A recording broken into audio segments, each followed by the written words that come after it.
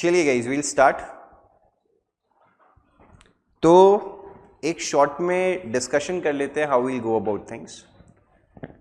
सबसे पहले तो यहाँ पे एक हमने शॉर्ट रिवीजन के लिए नोट्स बनाए हैं जिसमें हमने हर चैप्टर के कुछ कुछ नए क्वेश्चंस इंक्लूड किए हैं, क्योंकि सेम टेक्स्ट बुक के क्वेश्चंस तो प्रैक्टिस करके कुछ सेंस नहीं बनेगा, कुछ रिपीट भी हो सकते हैं, बट ट्राई ऐसे सम्स इंक्लूड करने की है जो आप लोगों को मैक्सिमम कवरेज दे सके of a topic.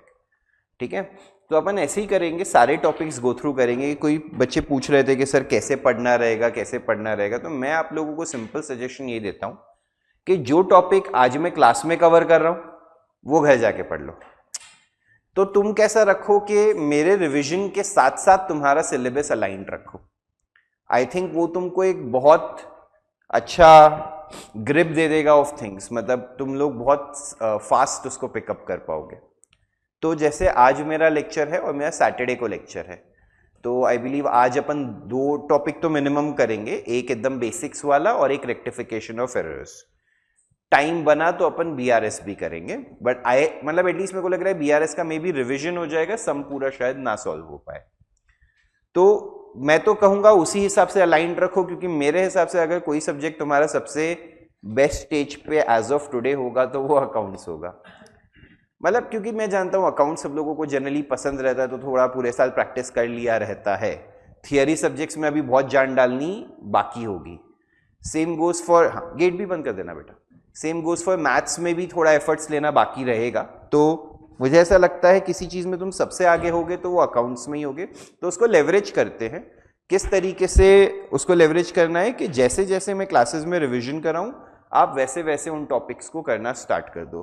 Today we stand, today is 5th March, right? आपके एग्जाम स्टार्ट हो रहे हैं क्या 15th मई से। गुड 2 months 10 days हैं अपने पास। तो डिस्ट्रीब्यूट ऐसे करना है कि अपने को सारा जो अकाउंट्स है वो लेट से 10th 15th अप्रैल तक एक बार अपना पूरा करके हो जाए सारा। उस तरीके से अपन डिस्ट्रीब्यूट करेंगे। मतलब क्लासेस के लेक्चर्स तो we might finish earlier, but कुछ चैप्टर्स हैं जैसे कंपनी अकाउंट्स है, ये है वो है। जैसे जिस दिन मैं रिवीजन कराऊंगा, समझो मैंने एक दिन में 2 कंपनी अकाउंट्स के रिवीजन करा दिए, तो अब घर जाके 2 कंपनी अकाउंट्स तो नहीं क्लोज कर पाएंगे एक दिन में, मैं भी जानता हूं, है ना? तो इसीलिए थोड़ा बहुत आगे पीछे करके, बट रिवीजन वैसे ही प्लान करो। मेरे हिसाब से बेस्ट वही रहेगा। सर पढ़ना क्या क्या है, तो जैसे ही कोई टॉपिक है तो सबसे पहले तो उस टॉपिक में जो मैंने बेसिक थियरी लिखाया है, हर चैप्टर से पहले मैंने जर्नल एंट्रीज ये वो सब लिखाया रहेगा, राइट? एक सेकंड दीजिए। हाँ, तो वो जर्नल एंट्रीज, वो बेसिक थियरी पढ़ लीजिए। अगर आपका मन करे तो अगर आपको ऐसा है कि कुछ मिस विस ना हो गया तो मॉड्यूल एक बार देख लीजिए, बट मैं रेकमेंड करूंगा मॉड्यूल एंड में देखिए। फिर जब आपने फर्स्ट टाइम प्रैक्टिस किया होगा अकाउंट्स, तो मैंने आपको कहा था कि हमेशा कुछ कुछ सम्स मार्क किया करो। 2 कैटेगरी ऑफ सम्स मार्क करने होते हैं। एक वो सम्स जो उस चैप्टर का बेसिक कॉन्सेप्ट एक्सप्लेन करते हैं, और एक वो सम्स जो आपको इंपॉर्टेंट लगते हैं या बहुत कॉम्प्लिकेटेड लगते हैं। ठीक है, कुछ कुछ सम्स जो तुमने एक बार प्रैक्टिस कर लिए हैं ना, उसके तो बाजू में सिर्फ उसका इंपॉर्टेंट एडजस्टमेंट मार्क करके रख लो। या मैंने तुम लोग को बोला था नोट्स लर्न करके लिख लो, साइड में एक बुक बना लो जिसमें सिर्फ बेसिक थियरी डालो, उसमें भी इंपॉर्टेंट एडजस्टमेंट्स आप डाल सकते हैं कि नहीं डाल सकते हैं। तो अगर आपने वो चीज डेवलप करी है तो बहुत अच्छी बात, नहीं करी है तो अब शायद वो उस लेवल पे डेवलप करने का तो टाइम नहीं है। बट ठीक है, अगर आप चाहें तो एटलीस्ट उसको जेरोक्स लेके, या जेरोक्स भी नहीं ले तो एटलीस्ट मार्क कर लें कि मेरे चैप्टर की इंपॉर्टेंट थियरी क्या है, और एक अलग से 100 पेज की नोटबुक बना लो। फिर उसमें जो जो चैप्टर्स के इंपॉर्टेंट एडजस्टमेंट्स आते जाते हैं वो उधर तुम मार्क करके रख लो कि जब मैं चैप्टर रिवाइज करूंगा नेक्स्ट टाइम, जब अप्रैल में मैं रिविजिट करूंगा, तो मुझे क्या क्या देखना है। एक बार आपका वो करके हो गया तो मैं रेकमेंड करूंगा आप क्या कीजिए, एक बार मॉड्यूल घुमा लीजिए वापस से। कोई बोलेगा सर आप हमेशा मॉड्यूल बोलते हो, बाकी क्लासेस वाले तो टीचर्स बोलते हैं मॉड्यूल देखने की जरूरत नहीं, हमने सब करा दिया है। एक मैं ना इसमें एक मेंटल गेम के मैं बहुत मानता हूं कि जब तुम मॉड्यूल देखते हो ना तो तुम्हारा कॉन्फिडेंस बहुत बढ़ता है। ये मेरा पर्सनल थॉट प्रोसेस है। वापस से बोल रहा हूँ, किसी भी चैप्टर की मॉड्यूल में मैं 8-10 घंटे को डालने को नहीं बोल रहा हूँ। मॉड्यूल गो थ्रू करना है, मतलब क्या है, तुम्हारे पास सब फिजिकल है बुक्स, एक चैप्टर पूरा खत्म हो गया, मॉड्यूल घुमा लिया 5 मिनट में। 5 मिनट बोलने के लिए होता है, बट 1 घंटा लग जाएगा मैक्स। अगर तुमको लगा अरे कुछ बहुत ही अलग आ गया है जो मेरा नहीं देखा हुआ है, वहां पे देख लो। 1 घंटा लेके सिर्फ घुमाना है। मैं नहीं कह रहा हूं सब सम्स पूरे सॉल्व करने हैं, सम्स की वैरायटीज देख लो भैया, सब हमसे हो गया है ना, क्या पता क्लासेस ने 1% मिस ही कर दिया, वो रिस्क तुम तुम्हारे करियर के साथ तो क्यों लोगे। तो वो चीज़ एक कर लो। और फिर नेक्स्ट लेवल ऑफ चीज़ें जो आती हैं वो है आरटीपी और पास्ट पेपर्स। आरटीपी और पास्ट पेपर्स मैं कहूँगा बहुत ज़रूरी है। अगर आपको जमे तो आप प्रिंट आउट लेके भी रख सकते हैं, वेबसाइट पे जितनी भी आरटीपीज अवेलेबल है। आरटीपी क्या होता है पता है ना, रिविजन टेस्ट पेपर। तो वो रिविजन टेस्ट पेपर में ना चैप्टर वाइज आपको क्वेश्चंस दिए होते हैं पहले, और फिर उसके बाद उसके सोल्यूशंस दिए होते हैं। तो अभी आपकी चॉइस है, आप ऐसा करना चाहेंगे कि जो जो चैप्टर रेडी होते जाए उसके 5-6 आरटीपी देख लो, अगर वो आपको करना है तो वो भी आपका चॉइस है। कि जैसे मेरा आज रेक्टिफिकेशन ऑफ एरर्स पढ़ के हो गया समझो, तो मैं गया पिछली 5-6 आरटीपी में और रेक्टिफिकेशन ऑफ एरर्स के सारे सम्स कर लिए। If that is the way you want to go about it, it is okay. कोई बोलता है नहीं सर मैं पहले क्विकली पूरा सिलेबस कर लेता हूं फिर मैं पूरा आरटीपी देखूंगा, तो क्या है, मेरे को समझेगा सारे चैप्टर्स का मेरा रिकॉल वैल्यू क्या है ना, वो भी एक थॉट प्रोसेस हो सकती है। द पॉइंट इज कीजिए, आरटीपीस करनी जरूर है, और पास्ट पेपर्स तो जरूर से सॉल्व करने हैं, क्योंकि वो जो कॉन्फिडेंस आपको देगा वो आपको कोई क्लासेस का टेस्ट है वो कुछ नहीं देगा। क्योंकि रीजन बीइंग यार वो मेंटल गेम है कि आखिर में तुमको ऐसा लगता है अच्छा ये इंस्टीट्यूट ने पूछा था एक अटेम्प्ट में जो बच्चों ने बैठ के उधर एग्जाम में लिखा है ना, तो ये लेवल अगर मैं सॉल्व कर पा रहा हूं तो बहुत अच्छी बात है। तो मैं रेकमेंड यही करूंगा, जैसे मैंने आपको इवन दो बोला कि पहला आपका खत्म 10-15 अप्रैल तक हो जाए, अकाउंट्स में कोशिश कीजिए अपन उसको प्रीपोन करके 31 मार्च तक ही कर लें, अगर without compromising on other subjects also. Please एक तो अभी अपने आप पे दया खाना छोड़ दो, 8 घंटे की नींद ये वो, 2-2.5 महीने 3 महीने अभी तुम लोगों को कैसा जीना पड़ेगा कि भैया ठीक है नींद 6 घंटे की प्रॉपर, फोन वोन या रात को लेना छोड़ दो, एकदम भी नहीं, फोन एब्सोल्युटली बंद करना पड़ेगा। तुम अभी सब कुछ है ना, बाकी कोई क्रिकेट मैच नहीं कुछ नहीं, consider this Sunday finale for the champions trophy as your last fun thing that you will do. Break लेना जरूरी है बट पूरा टूर्नामेंट नहीं फॉलो कर सकते ना। ब्रेक कैसे हो सकता है, एक हफ्ते में मैंने डिसाइड कर लिया चलो सैटरडे को 3-4 घंटे में मेरे दोस्तों से मिलूंगा, टाइम पास करूंगा या बाहर चले जाऊंगा। हाँ, जो भी आपको जमे 3-4 घंटे के लिए आप हफ्ते में ब्रेक लीजिए एट अ स्ट्रेच। या जैसे संडे को डिसाइड कर लिया 4-5 बजे के बाद मैं कुछ नहीं पढ़ूंगा, मैं वापस से बोलूँ वो ज़रूरी है, वरना बर्नआउट हो जाएगा। 2-2.5 महीने में भी हो जाता है। तो इसलिए कुछ एक हफ्ते में एक दिन प्लान रखो जब तुम 3-4 घंटे वो चीज़ करो जो तुमको सबसे ज़्यादा मज़ा आता है, प्रोवाइडेड उसमें बहुत ज़्यादा थकान नहीं होती है। जैसे स्पोर्ट्स खेलना है तो आधा 1 घंटा खेलो, कोशिश करो स्पोर्ट्स अगर तुम्हारा ऐसा है जिसमें इंजरी का रिस्क है तो थोड़ा अवॉइड करो।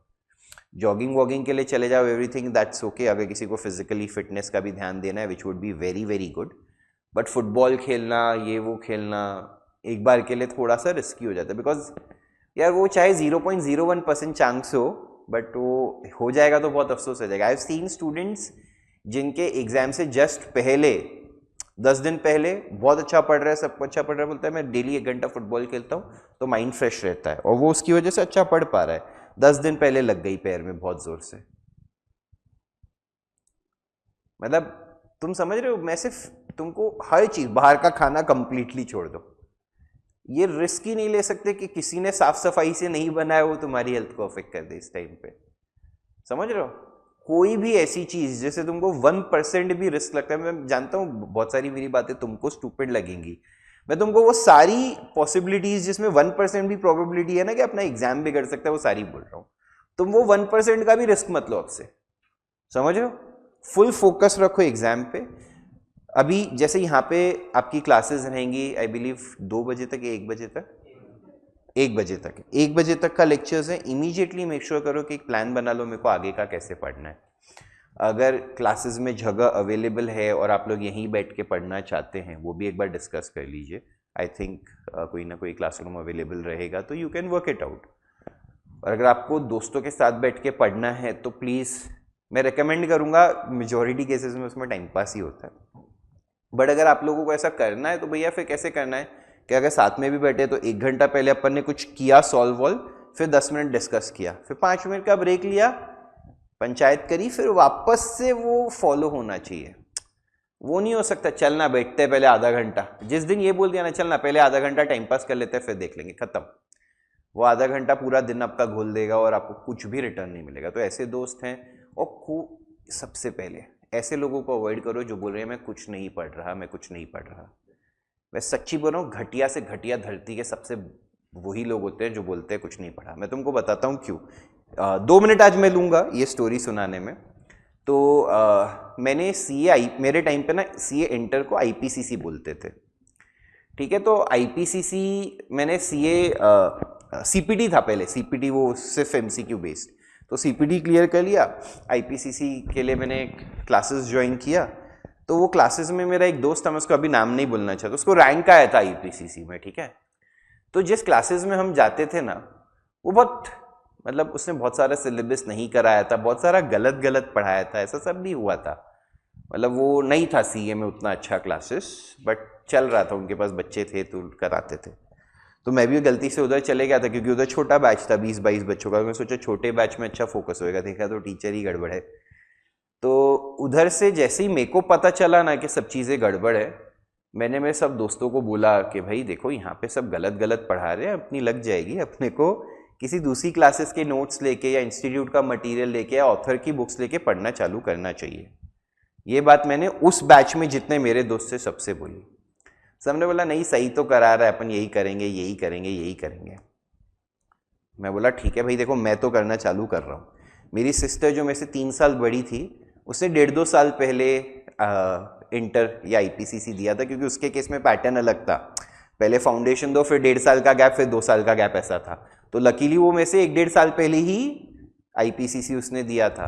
तो मैंने उसकी बुक्स निकाली, उसकी क्लासेस की, अकाउंट्स, कॉस्टिंग, एफएम सब पढ़ लिया उधर से। लास्ट 1.5 महीने में, ईमानदारी से बोलता हूँ, लास्ट 1 से 1.5 महीने में मैंने जान डाल दी कि ग्रुप 1 तो मेरा हो जाएगा। ग्रुप 2 में क्लासेस जहाँ पे हम जाते थे वहाँ पे ऑडिट अच्छा कराया था। SMIT एक सब्जेक्ट होता है, स्ट्रेटेजिक मैनेजमेंट और इन्फॉर्मेशन टेक्नोलॉजी, वो डिसेंट कराया था, मतलब IT अच्छा कराया था। स्ट्रेटेजिक मैनेजमेंट खुद से पढ़ लिया, और IDT सब्जेक्ट था और DT सब्जेक्ट था। IDT अच्छा कराया था, DT कुछ नहीं कराया था। तो मैं बोला ठीक है। ग्रुप 2 अच्छा कराया था लकीली उन्होंने, ग्रुप 1 पूरा बेकार पढ़ाया था। तो मैंने ग्रुप 1 में पूरी जान डाल दी, पूरी पढ़ाई कर ली, और ग्रुप 2 का एग्जाम दूंगा या नहीं दूंगा वो लास्ट डे तक डिसाइडेड नहीं था। ग्रुप 1 खत्म हुआ और एक दोस्त का कॉल आता है कि भाई हम तो पिक्चर जा रहे हैं 6-7 लोग मिलके, तू आ रहा है क्या? 3 पेपर बाकी है। मैं बोला यार चले जाता हूँ। उस टाइम पे ऐसा रहता है कि चल दोस्त लोग जा रहे पिक्चर, चले जाते हैं। तो अपने सोचा चले जाते, फिर बाद में बोला नहीं नहीं छोड़ यार, मैं एग्जाम दे के आता हूँ। ग्रुप 2 मैंने दे दिया, लकीली मैं ग्रुप 2 भी क्लियर हो गया फर्स्ट अटेम्प्ट में। फिर मेरी उस दोस्त से बात हुई, मैं बोला यार मैं तो अच्छा हुआ ये दूसरी क्लासेस के नोट से पढ़ लिया था, वरना तो फेल हो जाता। बोलता है हाँ यार मैंने भी ये 4 चीजें पढ़ी थी। और उसने मेरे को एग्जाम 2 मई को एग्जाम चालू हुआ था, उस दिन तक वो बोल रहा था नहीं मैं तो सिर्फ अपनी क्लासेस के नोट्स करके जा रहा हूं और कुछ नहीं करके जा रहा। और बाद में उसको रैंक आया। कैन यू इमेजिन द धोखा? मतलब कोई भी अगर तुमको ये बोल रहा है ना कि मैं नहीं पढ़ रहा हूं, 2 चीजें हो सकती है, तो उसके बाप के पास बहुत पैसा, उसको फर्क नहीं पड़ता है, ठीक है, या उसको मतलब नहीं है इंटरेस्ट, या वो तुमको झूठ बोल रहा है। यही 2 पॉसिबिलिटीज हैं। तो दोनों केसेस में तुमको तुम्हारी इंजन उसके साथ जोड़नी नहीं है, तुमको तुम्हारे हिसाब से डिसीजन लेना है। बर्बाद भी होंगे उसमें, कंपनी रहेगी तो कोई मजा नहीं आएगा। एक है ना बच्चों में हमेशा ऐसा रहता है, अरे वाट भी लगेगी तो दोस्त रहेंगे तो सह लेंगे, फ्यूचर में क्या करोगे? उसकी शादी हो रही है, तुम नौकरी के लिए अप्लाई कर रहे हो, उसके बच्चे हो रहे हैं, तुम नौकरी के लिए अप्लाई कर रहे हो क्योंकि क्वालिफिकेशन नहीं है। अरे ऐसा क्यों करना है? मैं वापस से बोल रहा हूँ, सिर्फ सीए सर जिंदगी जीने का तरीका है क्या? तो नहीं, बट मेहनत करना तो है ना। मेहनत करोगे तो मे बी सक्सेस यहां नहीं तो कहीं ना कहीं और तो मिलेगा ही मिलेगा, ठीक है। दैट बीइंग सेड, बार बार मुझे ये अब डेली डिस्कस नहीं करना पड़ना चाहिए कि किस लेवल ऑफ डेडिकेशन से अभी अपने को ऑपरेट करना है, ठीक है। Let's get started guys. यहां पे सबसे पहला टॉपिक जो हम ले रहे हैं वो है अकाउंटिंग प्रोसेस वाला, ठीक है। अकाउंटिंग प्रोसेस में जिसमें आपके जर्नल, लेजर, ये वो सारे छोटे छोटे टॉपिक्स आते हैं। तो यहां पे मैं एक काम करता हूं, मैं आप लोगों के साथ ना पहले जर्नल के रूल्स डिस्कस कर लेता हूं, लेजर के रूल्स डिस्कस कर लेता हूं, फिर जैसे इसमें अगर आप देखेंगे तो सम्स पर्सपेक्टिव से एक जर्नल है, एक जीएसटी का समय, मैं आपको जीएसटी का थोड़ा सा रिवीजन दे दूंगा कि आपको जीएसटी भी याद आ जाए। फिर 3 कॉलमनर कैश बुक है, उससे रिलेटेड थोड़ा डिस्कस कर लेंगे, और फिर ट्रायल बैलेंस है। तो अपन क्या करेंगे ना, एक एक चीज डिस्कस करेंगे उससे रिलेटेड। आप लोग सम सॉल्व करना, मेरे पास यहाँ पे सोल्यूशन भी अवेलेबल है, सोल्यूशन से अपन गो थ्रू करेंगे कि क्या सही किया है आपने, क्या गलत। क्लियर है सभी लोगों को? चलिए, ऑनलाइन भी सबको क्लियर है ना? और यार वीडियो चालू कर दो सब लोग ऑनलाइन वाले, अब तो यार करना ही चाहिए वीडियो चालू, क्योंकि अब तो बहुत सीरियसनेस से आप, आई एम अज्यूमिंग, घर पे बैठे भी होंगे। चलो यार सब लोग वीडियो चालू करो गाइस, अभी तो टाइम पास का स्कोप ही नहीं है। कम ऑन, वेदांत, आर्यन, आरुष, सिया, कुश, रिदम, चलिए सब लोग वीडियो चालू करिए।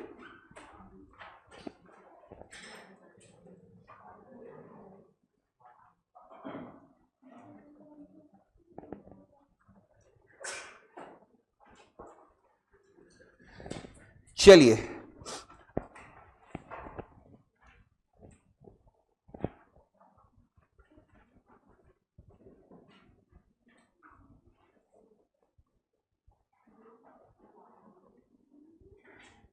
ये कुछ याद है हम जर्नल के लिए बनाते थे, इसका एक शॉर्ट फॉर्म कुछ दिया था मैंने लर्न करने के, LIC क्रेडिट। इसका क्या मतलब है? लायबिलिटीज, इनकम और कैपिटल में क्रेडिट बैलेंस है, तो बचे हुए असेट्स और एक्सपेंसेस में कौन सा बैलेंस है? बढ़ाने के लिए क्या करते हैं, घटाने के लिए ऑपोजिट इफेक्ट। तो यहां पे डेबिट, यहां क्रेडिट, यहां क्रेडिट, यहां डेबिट, यहां क्रेडिट, यहां क्रेडिट, डेबिट, डेबिट क्रेडिट। याद है सबको? ऑलवेज रिमेंबर जर्नल एंट्री में debit will always be equal to credit, ये भी याद है सबको? बिना देखे बना लेंगे नोटबुक में, जल्दी से, बिना देखे जल्दी से नोटबुक में बना लीजिए, फिर स्क्रीन पे से चेक कर लीजिए प्लीज।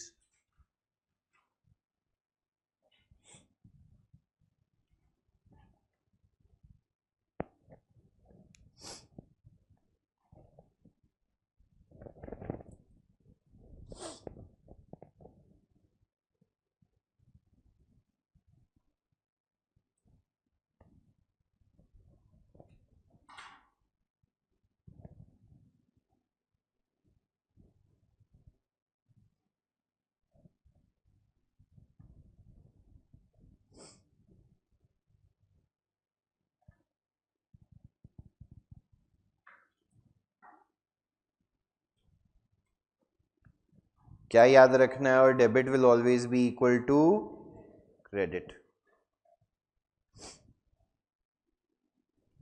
चलें आगे।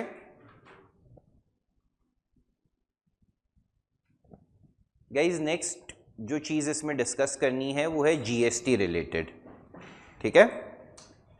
जीएसटी अगर आपको याद हो तो primarily basically goods and service tax, ये हम लोगों को खरीदते और बेचते टाइम चार्ज करना रहता है। अगर इंट्रा स्टेट सेल है, क्या है? तो C&S दोनों लगेगा। इंट्रा मतलब with in the state, correct? आया ना? मैं ना हमेशा इंट्रा और इंटर में कंफ्यूज हो जाता हूं, फिर मैं याद करता हूं इंटर स्कूल कंपटीशन। इंटर मतलब ज्यादा स्कूल, तो इंटर मतलब मल्टीपल स्टेट्स, ठीक है? सॉरी, होता है। इंट्रा मतलब with in the state, Maharashtra का महाराष्ट्र में। तो अगर रेट दिया हुआ है 18%, तो 9% हो जाएगा CGST, 9% हो जाएगा। और अगर इंटर है IGST हो जाएगा कि नहीं हो जाएगा? पूरे रेट के लिए, करेक्ट? जब भी हम खरीदते हैं कुछ, ठीक है, समझो मैंने 1000 रुपए के गुड्स खरीदे, तो परचेजेस का खर्चा बढ़ाने के लिए हम क्या करते हैं गाइस? सिमिलरली इनपुट CGST,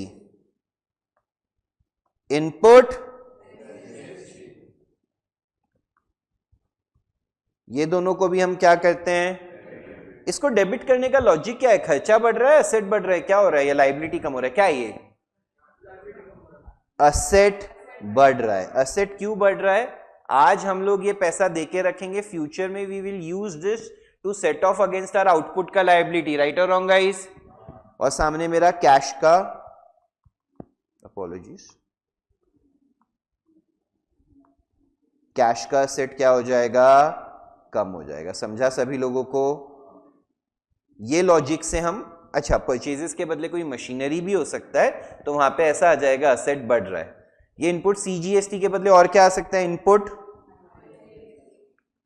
फिर पूरा अमाउंट इसी में चले जाता है। हाँ या ना गाइस? इजी है। यही कोई चीज बेचते हैं तो समझो cash account debit to sales account to output CGST account output. यहां हमारी ये तो इनकम बढ़ रही है और ये क्या बढ़ रहा है? प्लीज बताइए, क्लियर है? फिर ईयर एंड पे हम क्या, सॉरी मंथ एंड पे, मंथ एंड में क्या करेंगे? लाइबिलिटी के अगेंस्ट देखेंगे कितना इनपुट है और वो पूरा पे ऑफ कर देंगे गवर्नमेंट को अगले महीने तक। हाँ या ना? सबको समझ रहा है? अब यहां पे एक और चीज समझने लायक ये है कि समझो परचेज रिटर्न होता है। क्या होता है? तो परचेज रिटर्न में हम पार्टी का अकाउंट डेबिट करेंगे, पार्टी या कैश का, टू परचेज रिटर्न करते हैं नॉर्मली। उसमें कुछ जीएसटी पे फर्क पड़ेगा क्या?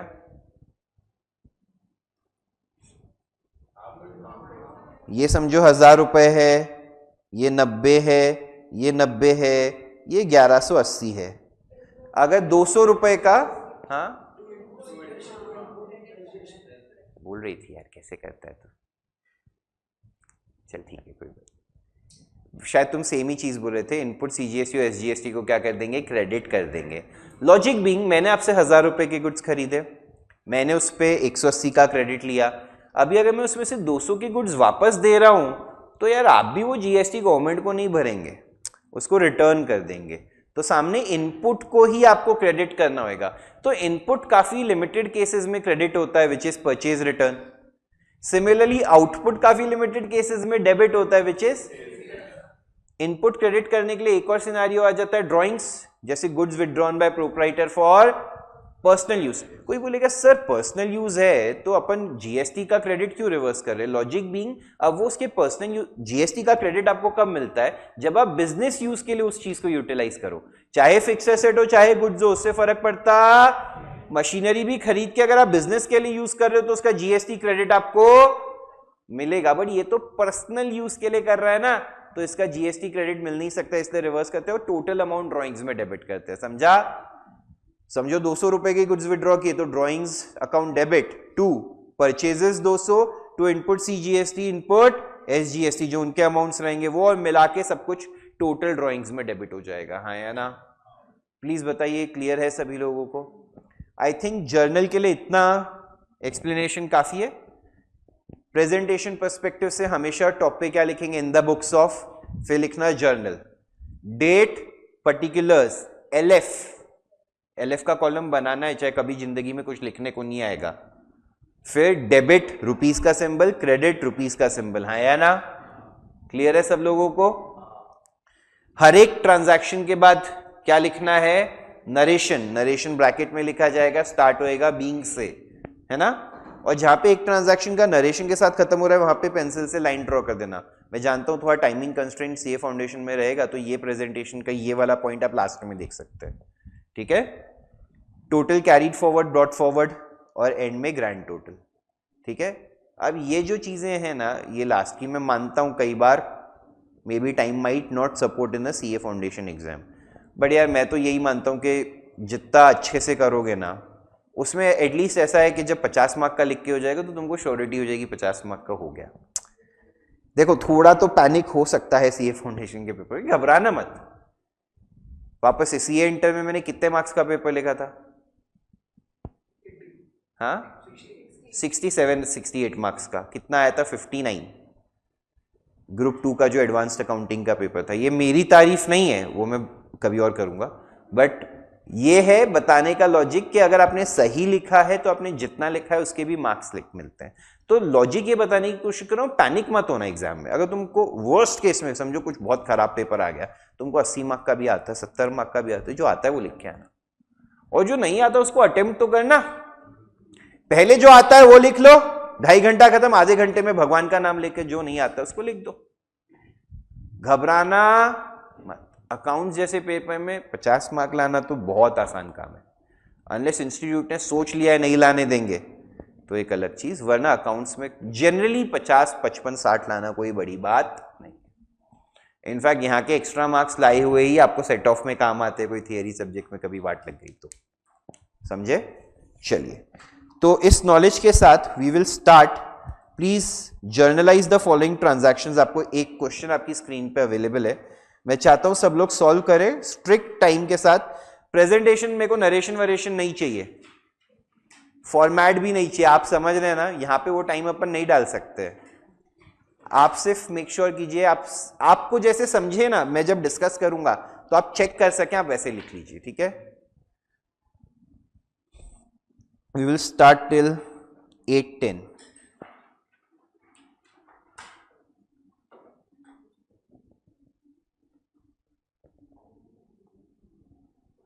ऑनलाइन भी सबको समझ रहा है गाइस?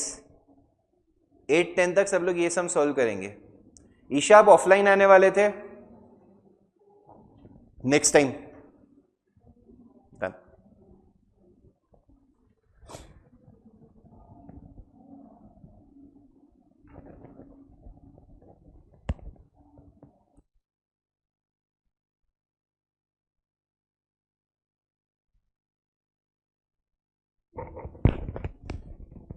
सी आपके बाकी दोनों फ्रेंड्स किधर हैं?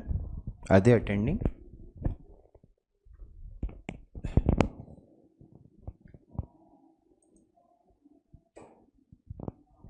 सिर्फ एक मैसेज भेज दीजिए ना मेरे को यहाँ पे चैट पे। मैं वापस से बोल रहा हूँ, I am honestly okay, just attend at least at one place. You have to make sure कि तुम्हारा रिविजन हो। वापस, I am not saying come here, I am just saying attend. Okay,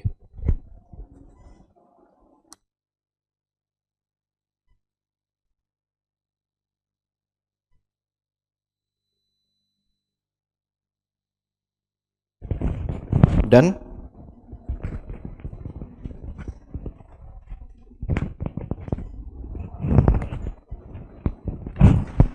सबका हो जाएगा तो डिस्कस करना स्टार्ट करते, 1-2 मिनट जल्दी भी चलेगा।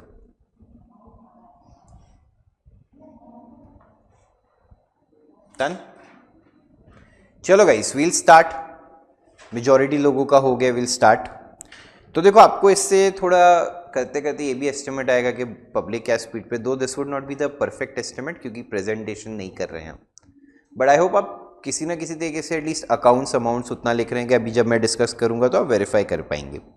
Generalized the following transactions. Acquired the running business of max for cash 50,000, और हमने ये एसेट्स लिया, stock of goods, cash, furniture, debtors, machinery, creditors. अगर आप ध्यान से देखेंगे journal in the books of messrs, अभी अपना नाम तो दिया ही नहीं है, अपन ने मैक्स का बिजनेस अक्वायर किया, पर अपन कौन है वो कुछ दिया नहीं है। For the period of from 5 June to 30 June, ठीक है, वो पीरियड लिखना जरूरी नहीं है, वो आप नीचे डेट डालेंगे। उसके बाद अभी क्या क्या है हमारे लिए, स्टॉक ऑफ गुड्स दिया है, गुड्स या स्टॉक लिखेंगे 15,000, cash, furniture, debtors, machinery, creditors, और जो 50,000 हमने उसको दिया वो किस में चले जाएगा? कैपिटल में। अगर आप देखेंगे तो असेट्स माइनस लाइबिलिटीज का डिफरेंस भी 50,000 ही बैठ रहा है, सबने यही किया है। Next,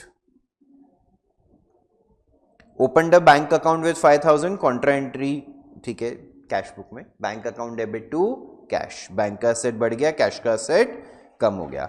bot goods worth 6,000 from Usha and company and paid half the amount in cash. Goods खरीदे, परचेजेस का खर्चा बढ़ गया, to cash to Usha, correct? यहां पे तो कैटेगोरिकली कैश दिया हुआ है। Next, sold to be an company goods worth 5,000 and a cheque is received for the due amount, तो bank account debit to sales. जब भी चेक आता है, एक इंपॉर्टेंट चीज क्या होती है, चेक करना कि इसके बारे में आगे कुछ दिया है या अगर आगे कुछ दिया होता है तो पहले क्या ट्रीट करना होता है, कैश, बट लकीली इस चेक के बारे में आगे कुछ दिया हुआ नहीं है.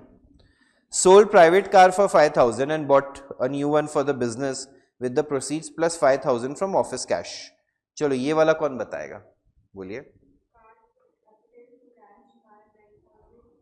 कार के बदले व्हीकल्स लिख देंगे प्रेफरेबली, यहाँ पे भी कार लिखा है, प्रेफरेबली व्हीकल्स लिख देना और ब्रैकेट में लिख देना कार.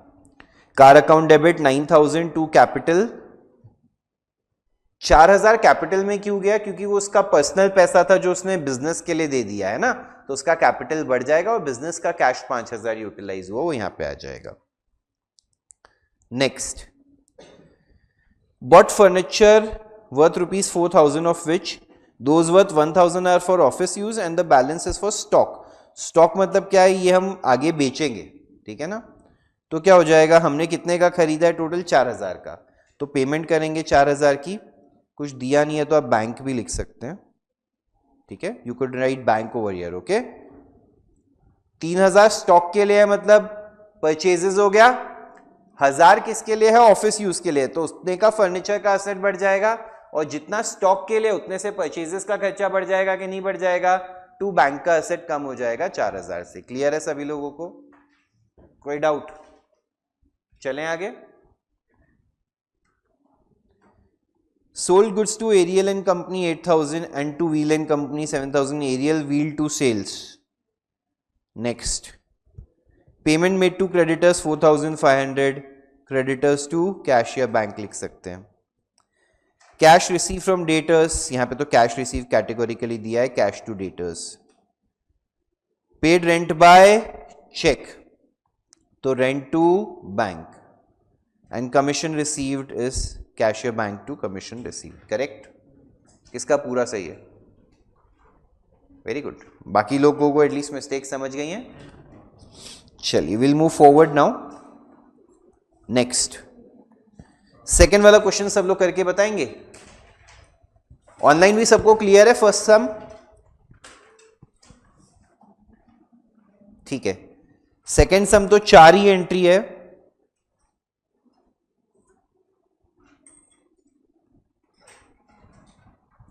सिक्स मिनट्स दे रहा हूं, फिर मैं आपको ट्रिपल कॉलम कैश बुक के बारे में एक रिवीजन करा के उसका सम दूंगा.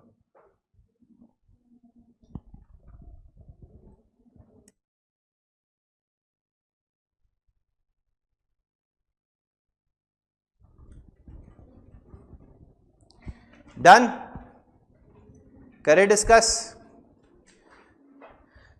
पास journal entries for the following transactions in the books of mister Kapil. Journal entries in the books of Mr. Kapil. Purchase goods from Sonu for ₹1,50,000 at a trade discount of 10% plus CGST, SGST.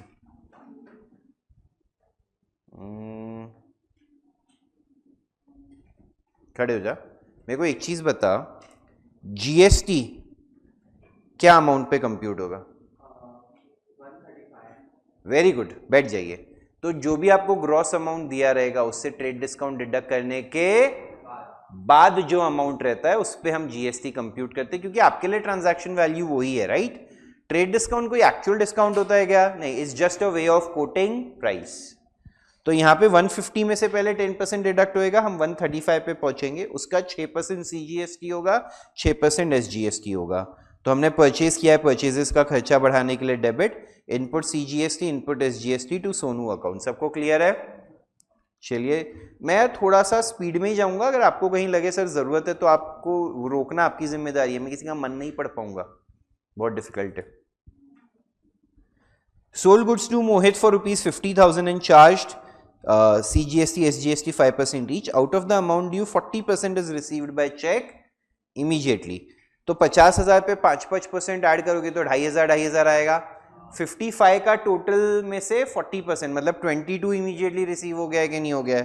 तो यहाँ पे देखिए, bank account debit, Mohit account debit, balance 33 के लिए, to sales, to output CGST, to output SGST. Saravana समझ लो. यहाँ पे थर्ड वाले में वो चीज अप्लाई हो रही है जो अभी मैंने आपके साथ डिस्कस करी थी, याद आया? क्या चीज का? ड्राइंग से रिलेटेड जीएसटी का, तो goods costing 25,000 were withdrawn for, ये गुड्स जब खरीदे थे तो हमने कितना कितना जीएसटी भरा था, 6% ईच, सीजीएसटी एंड एसजीएसटी। इसका अब हम क्रेडिट यूटिलाइज कर पाएंगे क्या? नहीं, तो रिवर्स कर दो, हाँ है ना, drawings account debit to purchases to input CGST input SGST. Any doubts? हाँ, नेक्स्ट, मशीनरी खरीदा 2 लाख का, जिसमें से 1 लाख हमने इमीडिएटली पे किया और बैलेंस 2 महीने बाद पे करने वाले हैं ब्राइट इंडस्ट्रीज को। तो मशीनरी का असेट बढ़ जाएगा 2 लाख से, input CGST input SGST, to bank में जाएगा 1 लाख और बैलेंस से मिसेस ब्राइट इंडस्ट्रीज हमारी क्या हो जाएंगे? लाइबिलिटी। करेक्ट? कोई डाउट गाइस? इसमें हाफ हाफ नहीं दिया हुआ है ना, इसमें तो उन्होंने कैटेगरी के लिए कितना पेमेंट है उसका अमाउंट दिया हुआ है, तो बैलेंस पूरा हमारी लाइबिलिटी में चले जाएगा। इजी? किस किस का पूरा सही था? Very good, very good. बाकियों को मिस्टेक समझ गई हैं? यहाँ पे लास्ट बेंच बेटा बोलो। नहीं नहीं नहीं, ड्राइंग्स ही लिखते। हाँ हाँ, purchases, to goods withdrawn for personal use भी लिख सकता है, प्रेफर्ड परचेज। 11th वो दोनों अलाउड है, कोई दिक्कत नहीं। चलें आगे, we'll move on to cash book now. कितना कॉलम में कैश बुक करते हैं अपन सीए फाउंडेशन में?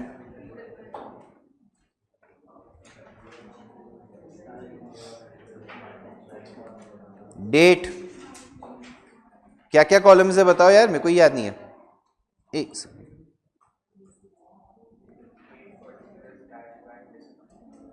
नहीं, उसके अलावा यहां पे रिसीट नंबर आता है, फिर एलएफ आता है, फिर डिस्काउंट कैश बैंक। करेक्ट? याद आया सबको? ये रिसीट साइड है कि नहीं है? और ये कौन सी साइड है? तो यहां पे रिसीट नंबर आता है, एलएफ आता है, यहां पे date, particulars, very good, voucher number, LF, discount cash bank. यहां पे डिस्काउंट रिसीव्ड आता है, यहां पे डिस्काउंट अलाउड आता है। याद आया सबको? डिस्काउंट का कॉलम एंड में बैलेंस करना होता है क्या? सिर्फ दोनों साइड के डिस्काउंट का क्या करने का? टोटल लेके छोड़ देने का।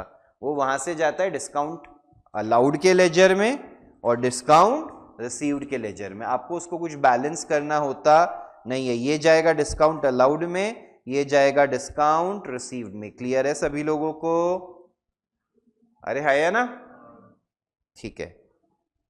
और क्या इंपॉर्टेंट है इसमें जो अपने को डिस्कस करने लायक है? चेक से रिलेटेड, ठीक है ना। पहले तो कॉन्ट्रा एंट्री क्या होता है?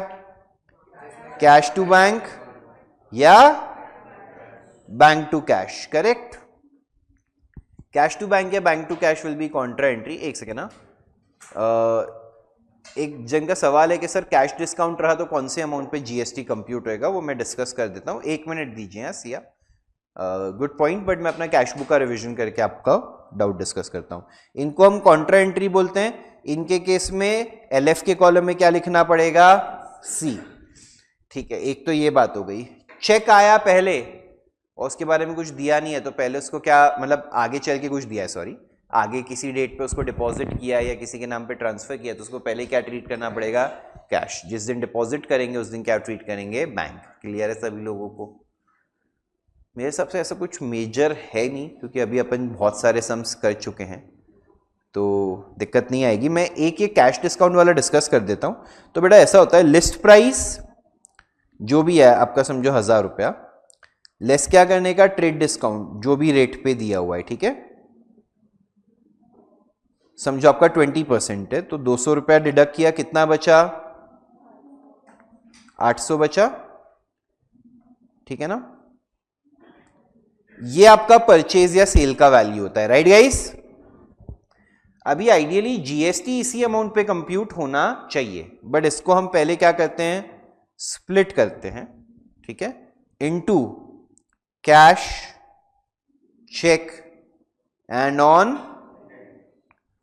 समझो 25% इज बाय कैश,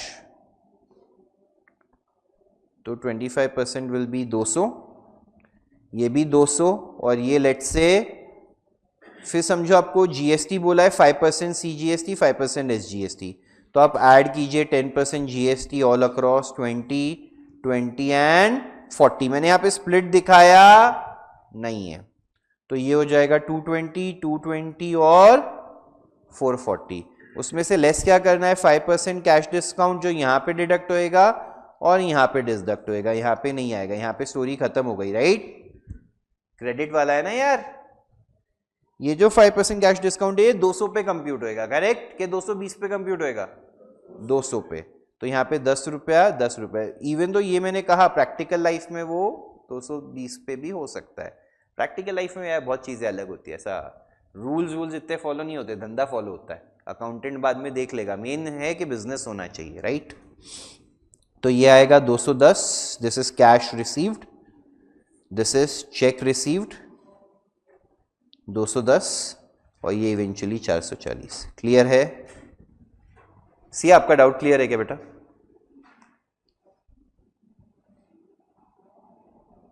यस। इसकी एंट्री कैसे होती है? अगर ये सेल होता तो cash account debit 210, bank account debit 210, discount allowed account debit 20, हाँ है ना, party account debit 440, to sales account 800, to input CGST sorry to output CGST output total 80 रुपए, उसको 40-40 करके स्प्लिट कर देते हैं, हाँ या ना। आई बिलीव वो सारी जर्नल एंट्रीज में तो इतना टाइम डालने की जरूरत नहीं है, जो एग्जाम पर्सपेक्टिव से रिलेवेंट है, आगे चल के जो टॉपिक्स है जो पूरे 10-10 मार्क के आ सकते हैं ज़्यादा, वो उन पे फोकस करेंगे। अभी के लिए मैं चाहता हूँ आप ये ट्रिपल कॉलमनर कैश बुक स्वतः सॉल्व करें।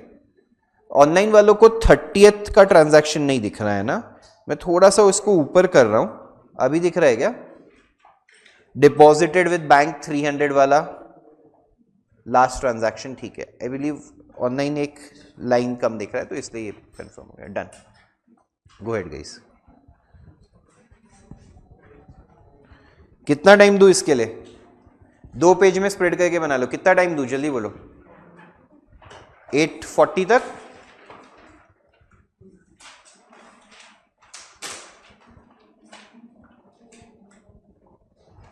क्या ज्यादा हो गया 8:40?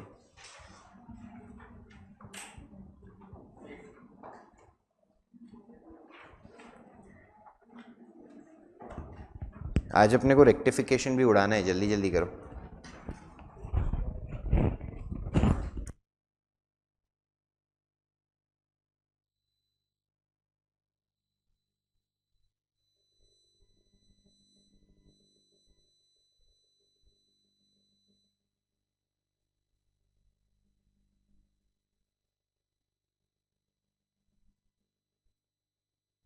एक पॉइंट एक स्टूडेंट ने बताया यहाँ पे, क्वेश्चन में एक छोटा सा चेंज है। Received a cheque from Robert in company 291 and discount allowed हो जाएगा, ठीक है। पैसा भी लो डिस्काउंट भी लो, ऐसे लूट थोड़ी ना सकते हैं।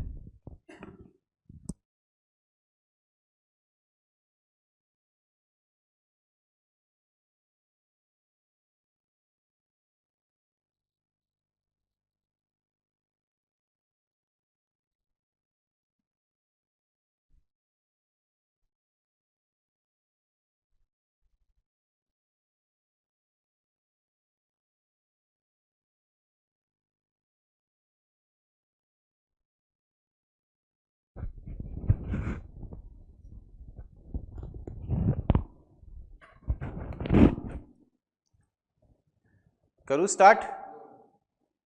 गाइस बताइए, last 1 minute.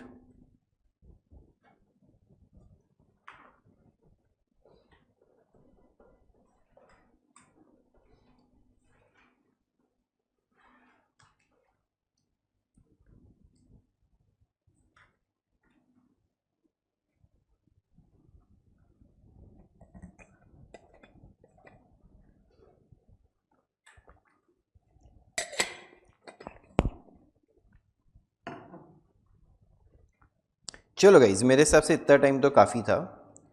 Cash book of messrs Barkat and company, triple columnar cash book. ये लोग यहाँ पे प्रेजेंटेशन में काफी लोग पर्टिकुलर्स के बदले रिसीट्स और पेमेंट्स लिख देते हैं, समझ रहे हो, है ना। तो ऊपर रिसीट साइड या पेमेंट साइड लिखने की आवश्यकता नहीं है, वो लोग पर्टिकुलर्स के जगह पे लिख देते हैं।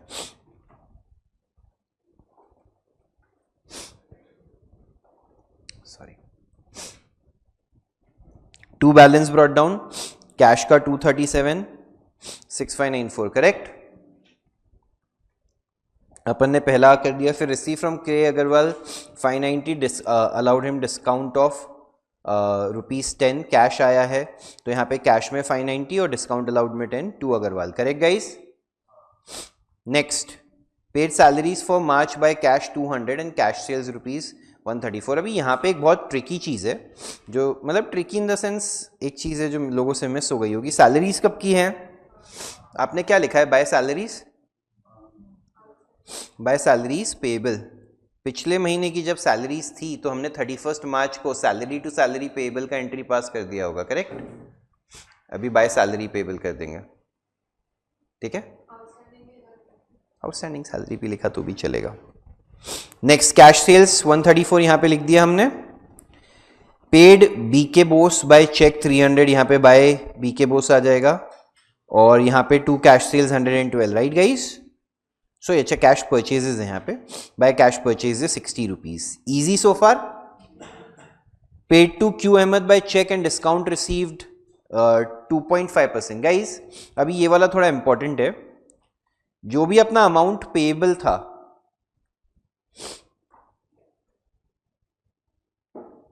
Less discount received will give you the cheque amount, correct. हाँ या ना? चेक का अमाउंट कितना दिया है?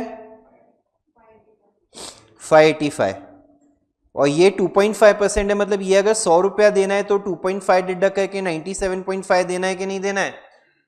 अरे हाँ या ना? इसको क्रॉस मल्टीप्लाई कर लो यार। अब तो भगवान की दया से कैलसी ये 15 रुपए आ जाएगा कि नहीं आ जाएगा? सबने ऐसे ही किया है पक्का? अभी ये जो मेरा मेथड है तो और इजी हो जाता है कि नहीं हो जाता? क्योंकि कैलसी अलाउड है आपके पास। बस याद रखिएगा, अगर डेसिमल्स हो कोई, जैसे 2/3 1/3 हो, तो आप 33.33 ले रहे हैं तो 5-6 डेसिमल तक ले लीजिएगा। 6 भी ले रहे हैं तो 5-6 डेसिमल तक ले लीजिएगा, या फिर वो 3 to 1 वाले से सॉल्व कीजिएगा कि आपको आंसर और एक्यूरेट आया है ना। तो ये 15 रुपए हो गया, तो ये हमने यहाँ पे लिख दिया बाय क्यू अहमद 15 और 585, right guys. Cash sales 112, paid cartage and coolie, ये 112 की कैश सेल्स मैंने पहले ही टिक मार दी थी। और कार्टेज एंड कूली का 6 रुपए। अभी 6 रुपए के लिए मत बोलना बैंक से पे किया है, थोड़ा सा नेचर ऑफ एक्सपेंस पे भी देख लेना। पेड रेंट इन कैश 50 बोला है, कैश में पे किया है बाय रेंट। कैश सेल्स 212 और जीसी धार से हमें 194 आया चेक से, और डिस्काउंट कितना है? 3%। सेम कैलकुलेशन वापस करोगे, 100 माइनस 397 और 194 को कंपेयर करोगे, 6 रुपए का डिस्काउंट मिल जाएगा कि नहीं मिल जाएगा? तो यहाँ पे दोनों में रिसीव्ड में 212 की कैश सेल्स 6 और 194। Does everyone agree? अरे हाँ या ना? Next, deposited in the bank 600, Contra entry हो गई, एलएफ में सी डाल दिया कि नहीं डाल दिया? बैंक में डेबिट, कैश में credit. Purchase the motor car for 5800 और चेक से पेमेंट किया। एक सेकेंड, एक मिस्टेक है इसमें, ये 5800 गाइस यहां मूव हो जाएगा, सॉरी, ठीक है। नेक्स्ट, कैश सेल्स 298 यहां लिख दिया। मैंने एक मिस कर दिया क्या ट्रांजैक्शन? हाँ, received a cheque from Robert and company 291 और डिस्काउंट उसको कितना अलाउ किया हमने?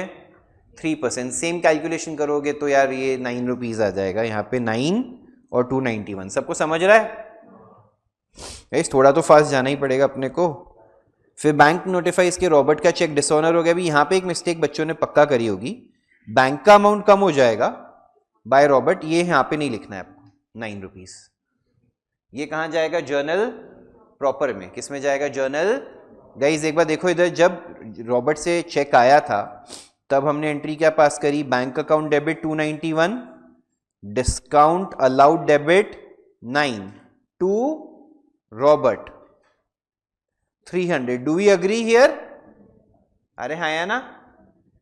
जब अभी चेक बाउंस होएगा तो एंट्री क्या है? Robert 300 to bank 291 to discount allowed ही रहेगा ना यार 9. करेक्ट. इसको तो ना डिस्काउंट रिसीव्ड में डाल देंगे. और ये कौन सा कॉलम है? डिस्काउंट रिसीव्ड है. तो हमने भी ये गलती से लिखा है, यहां पे आएगा नहीं. इसके लिए आपको एक नीचे लिखना पड़ेगा नोट कि ये reversal of discount of ₹9 will be recorded in journal proper. उसकी एंट्री भी लिख देना सेफ्टी के लिए. एंट्री क्या होगी? Robert to discount allowed ₹9. सबको समझा गाइस? यहां पे क्लियर है आप लोगों को ये बात? ये यहां पे कैश बुक में क्यों नहीं जाएगा? क्योंकि ये कौन सा कॉलम है? डिस्काउंट रिसीव्ड है. और ये क्या था? डिस्काउंट. तो can we use it interchangeably? Is that allowed? किस किसने यहां पे 9 लिखा है? हाथ उठाइए. अभी समझ गया आप लोगों को क्यों नहीं? और बाकी लोगों को ये जर्नल प्रॉपर वाला याद था? हाँ, ₹9 ही भूल गया, छोड़ना क्या फर्क. ठीक है, कोई बात नहीं. अभी समझ गया? ये सबको समझा ये बात? अरे ₹9 क्या है, मेरे से ले लो. डिपॉजिटेड विद बैंक 300, वेजेस पे किया 72 और बैंक चार्जेस ₹5. 300 बैंक में डिपॉजिट किया है, वेजेस पेड. कुछ नहीं बोला है तो आप जो भी अजम्पशन लेंगे वेजेस के लिए उसका नोट लिख दीजिएगा. और बैंक चार्जेस तो बैंक से ही जाएगा ₹5, उसमें कोई डाउट नहीं है.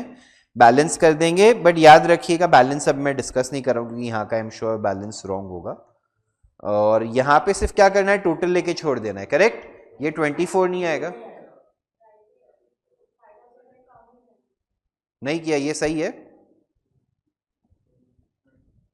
तो सिर्फ मिस प्रिंटिंग ही हो गया, मतलब ऐसा. ये 25 आएगा यहाँ का डेबिट साइड का. और यहाँ पे आएगा ₹15 आएगा. Right guys? और वेजेस आप लोग ने किस में लिया था? कैश में, बैंक में? बोला नहीं था वैसे, बट ठीक चलेगा.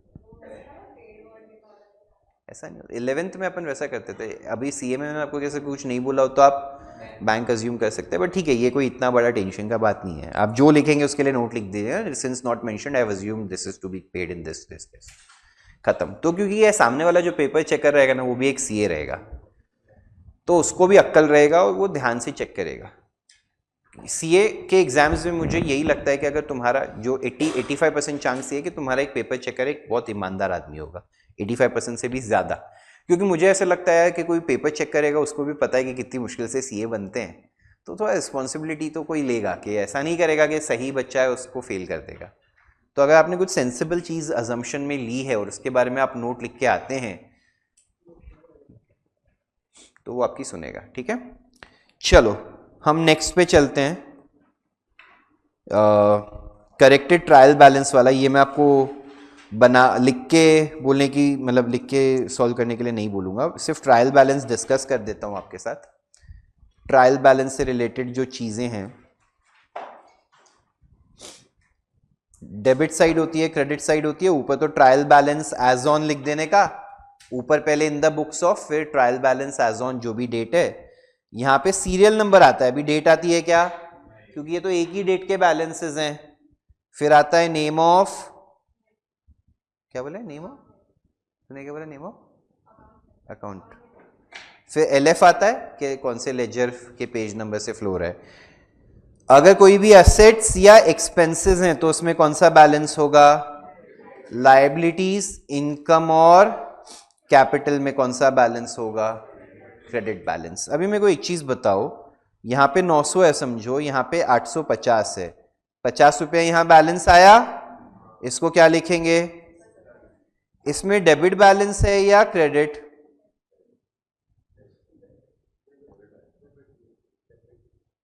डेबिट वाले हाथ उठाइए, क्रेडिट वाले हाथ उठाइए, नो ओपिनियन वाले हाथ उठाइए. यार ये तो मैंने सिखाया हुआ है आप लोगों को रेक्टिफिकेशन ऑफ एरर्स में. इसमें क्रेडिट बैलेंस है. क्यों क्रेडिट बैलेंस है? लेजर में क्या होता है? If debit is more than credit तो डेबिट बैलेंस होता है.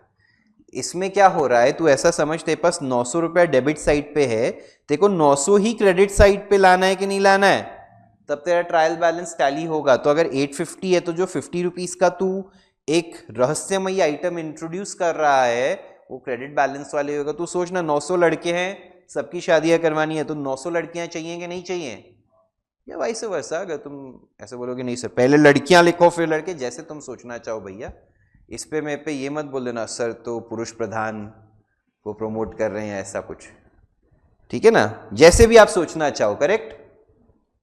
तो गाइस ये चीज आपको याद रखनी है, 50 रुपीज में कौन सा बैलेंस है, क्रेडिट बैलेंस, याद रहेगा। इसी ये रेक्टिफिकेशन ऑफ एरर्स पूरा भूल गए ना, मतलब हाँ हाँ बेशरम देगा, यस एकदम इंस्टेंट, हाँ इसको लगा इसमें कुछ प्रॉब्लम नहीं है, मैं ओके कर सकती हूँ, यस। 2-3 बच्चों का ऐसा, हाँ क्यों नहीं, ये थोड़ा सा गिल्ट फील करते, थोड़ा सा तकलीफ है, चलो कोई बात नहीं, ये समझा सभी लोगों को। ये वाला सम तो अभी मैं सीधा सोल्यूशन से ही डिस्कस कर देता हूँ। क्या क्या चीज़ों में, प्रोविजन फॉर डाउटफुल डेट्स में कौन सा बैलेंस होता है, credit balance.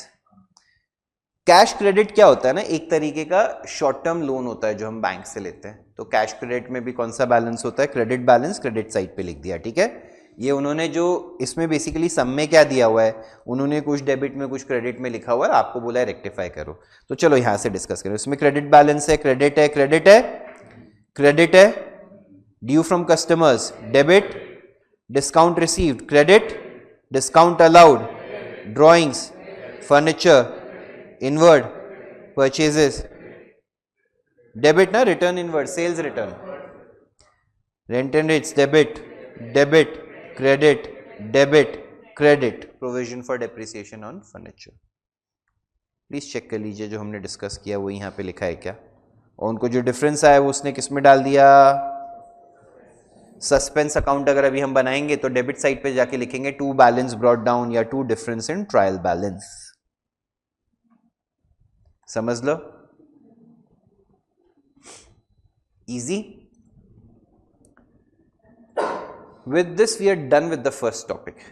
I hope this revision was genuinely helpful to everyone. पक्का? तो 8:52 हुआ है, let us take a break till 9. रोना धोना मत, अभी तुम सीए कर रहे हो, जो रोना है अब जाके इंटर्नशिप में रोना, ठीक है। चलो guys, we'll take a break till 9 and we'll resume.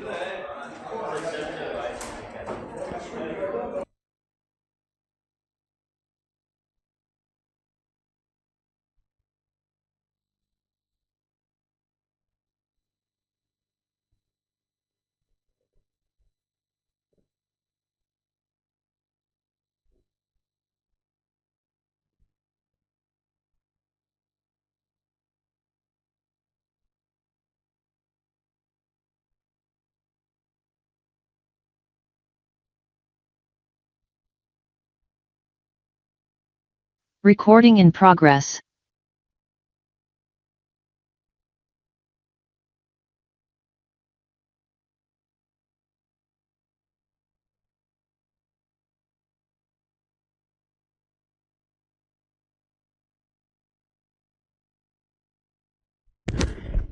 Time pass मत करो, मैं ये चीज के स्ट्रांगली अगेंस्ट हूं।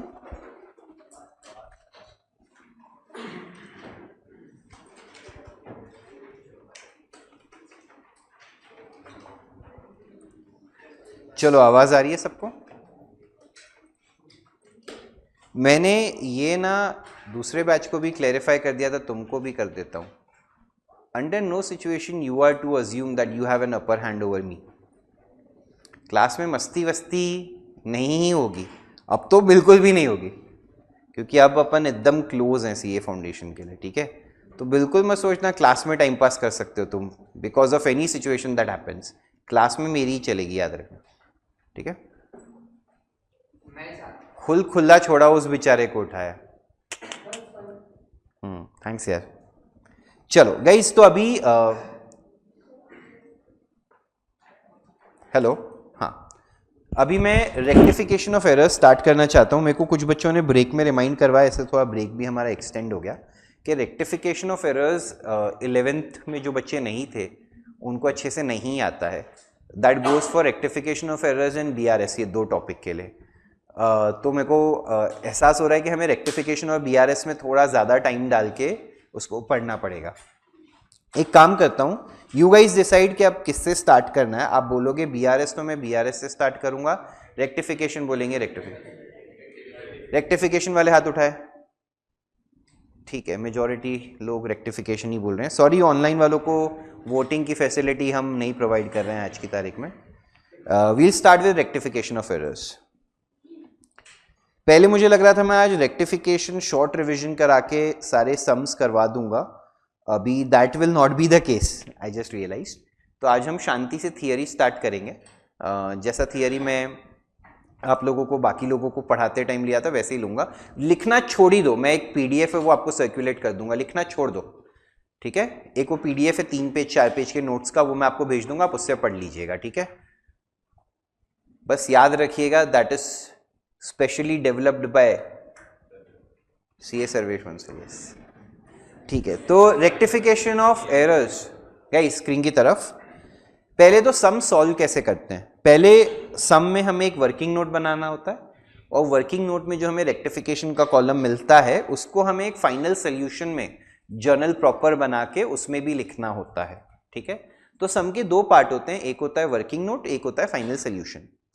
वर्किंग नोट कैसे बनता है मैं अभी आपको वो बताने वाला हूं। सबसे पहले यहां पे होता है एक, sorry,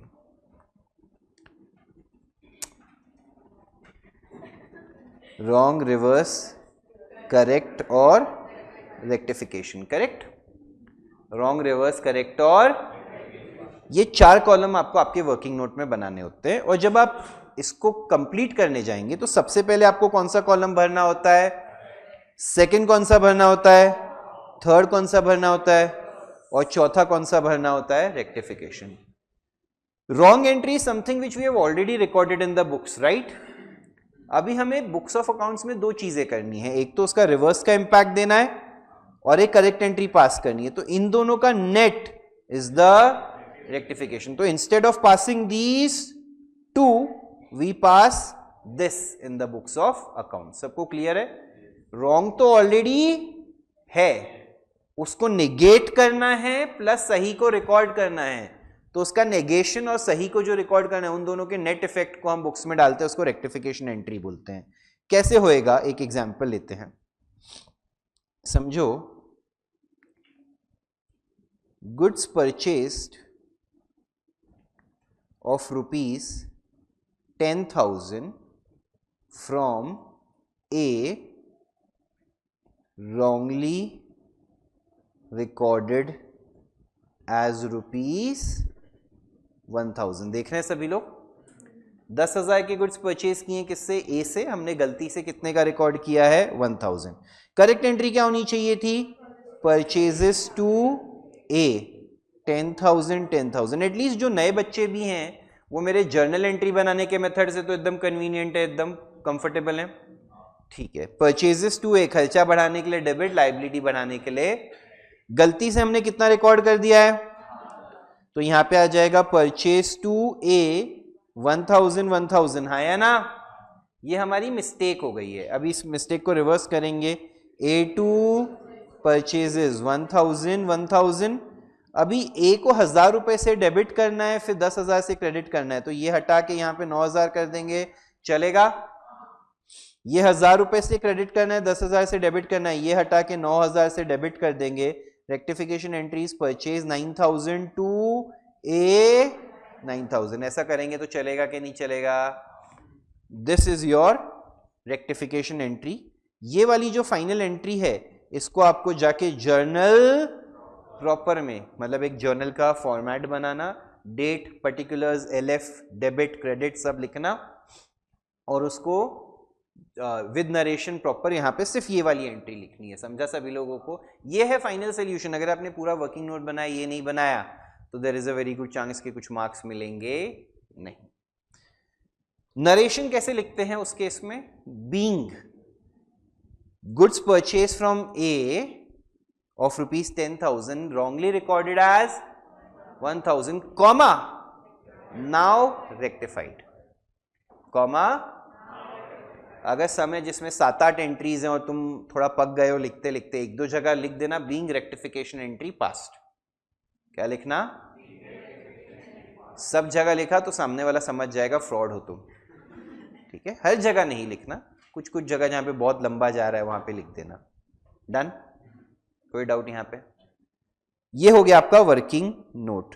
again, is this my final solution? Final solution will be a proper journal wherein I will write only the entries which I have found in the rectification का column, correct? अभी कुछ ना कुछ नॉलेज तो आप लोगों को है ही इस चैप्टर के बारे में, तो उसी पे बिल्ड करते हैं। अभी थियोरेटिकली एरर्स होते हैं, ये कॉन्सेप्चुअल, ये कौन सा यार, error of principle, error of commission, omission, ये सब रहता है, वो सब भूल जाओ अभी, वो थियरी के लिए बाद में अपन रिविजिट कर लेंगे। अभी मैं क्या कराऊंगा ना, सम वाइज या एक ट्रांजैक्शन को कैसे सॉल्व करना है उसके हिसाब से मैं इसको स्प्लिट करवाऊंगा, ठीक है? तो जो टाइप्स ऑफ सम्स है या टाइप्स ऑफ ट्रांजैक्शंस हैं उसको अगर मैं स्प्लिट करने जाऊं तो पहली category roman letter 1 is when error is in recording. जब गड़बड़ किस में है गाइस? रिकॉर्डिंग में, उसको कैटेगरी 1 बोलेंगे। और कैटेगरी 2 क्या किसको बोलेंगे पता है? When error is in posting.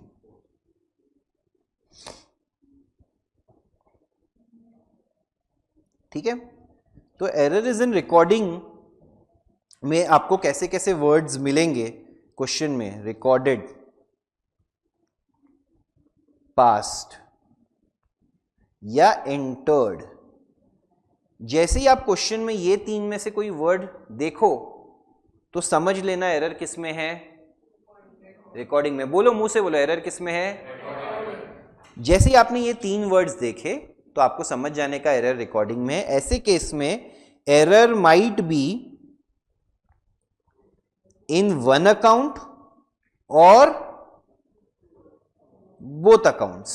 Error might be in one account और बोथ अकाउंट्स। कैसे, वो मैं अभी आपको एग्जाम्पल देके समझाऊंगा और उसको कैसे सॉल्व करना है।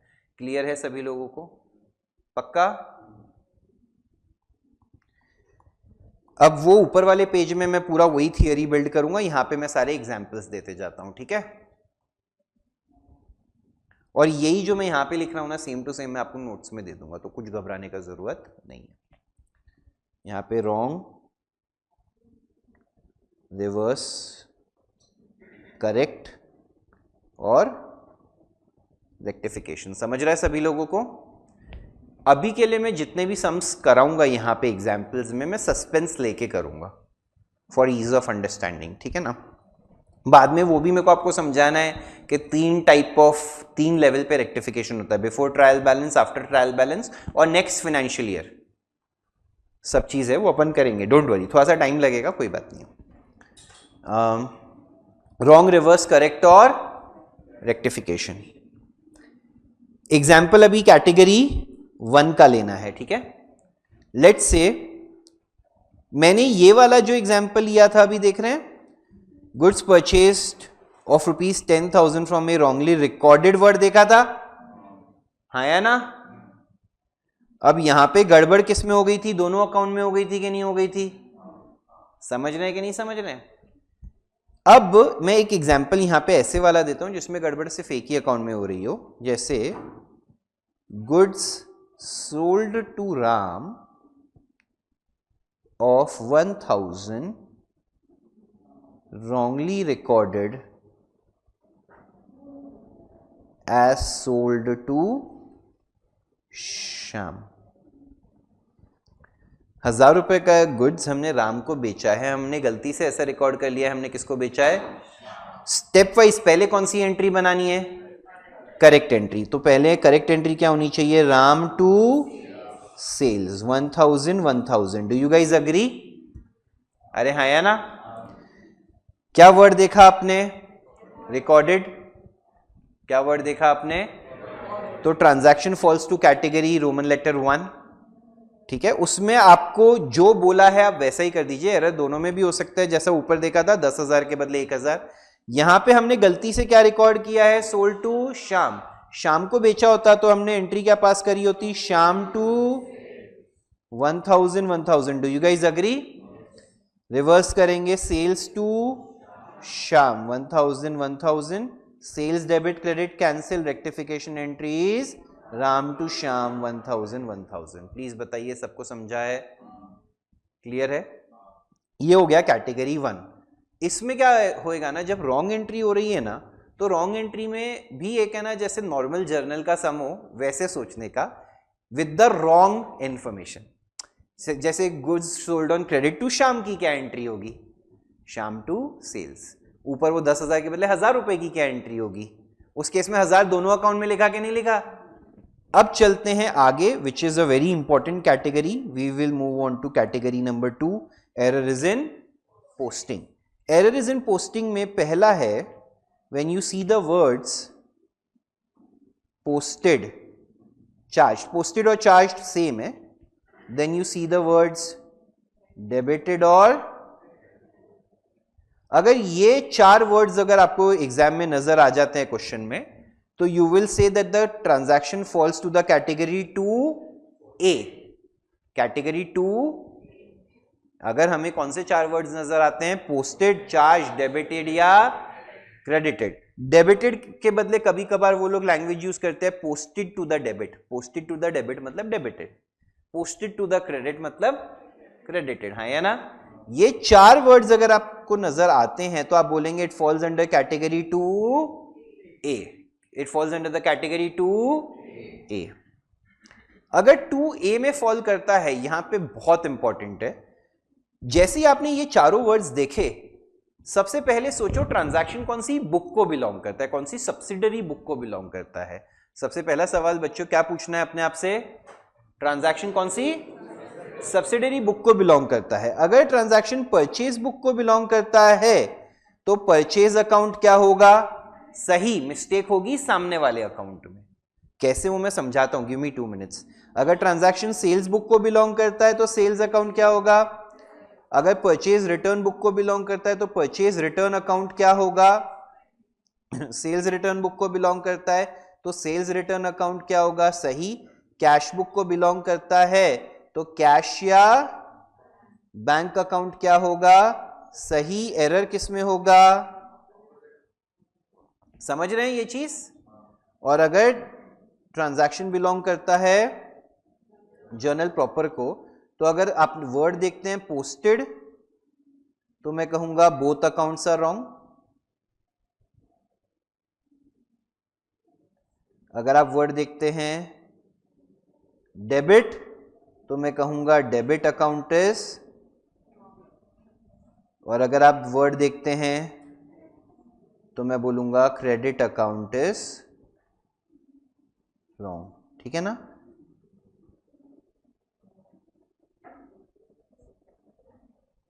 सब लोग ने ये अच्छे से पढ़ा है? एटलीस्ट मैंने क्या लिखा है?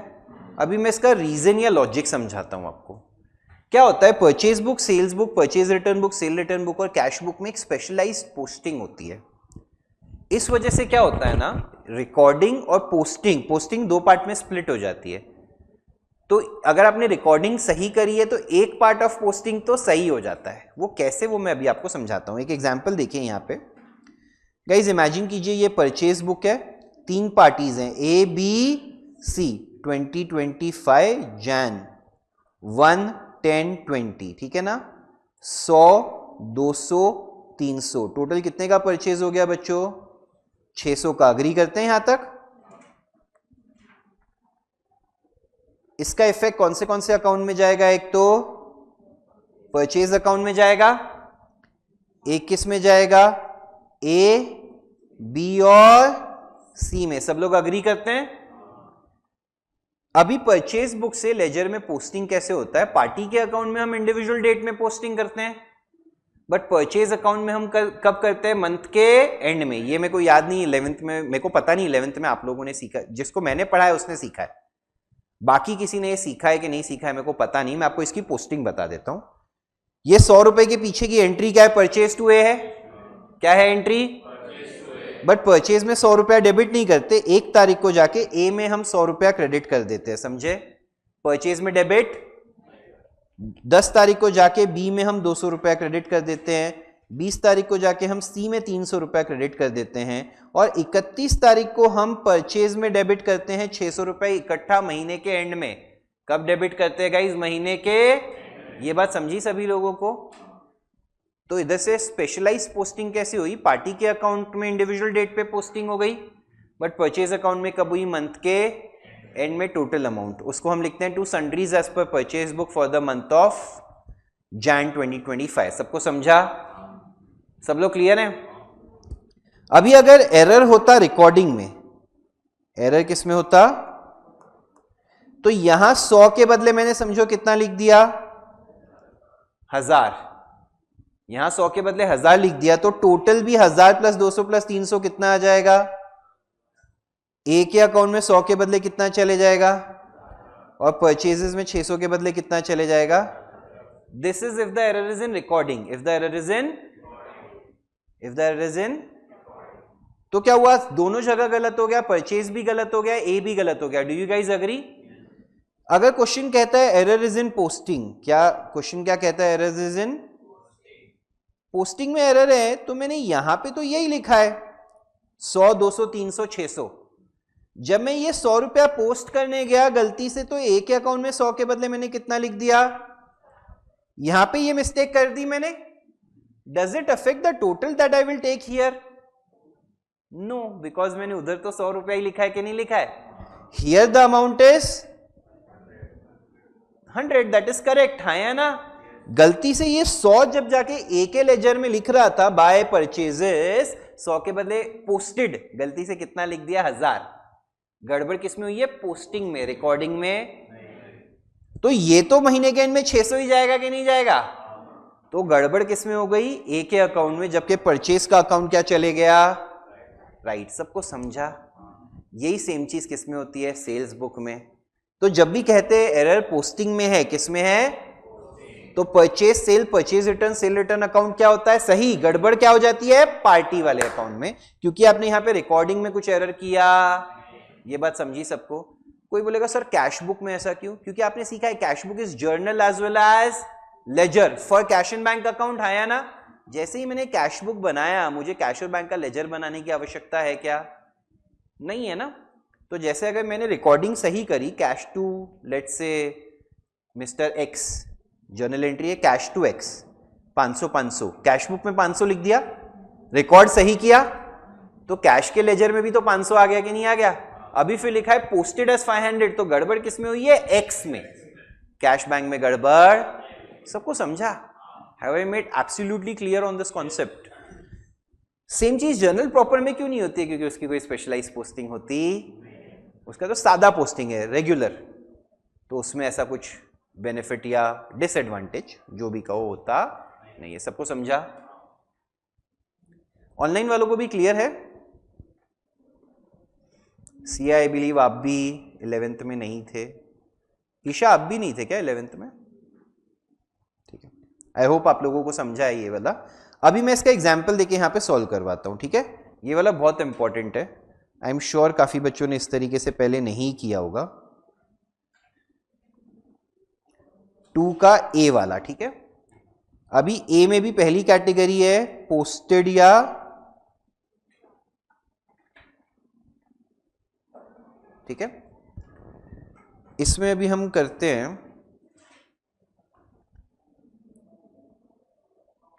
Goods sold to Ram of ₹1000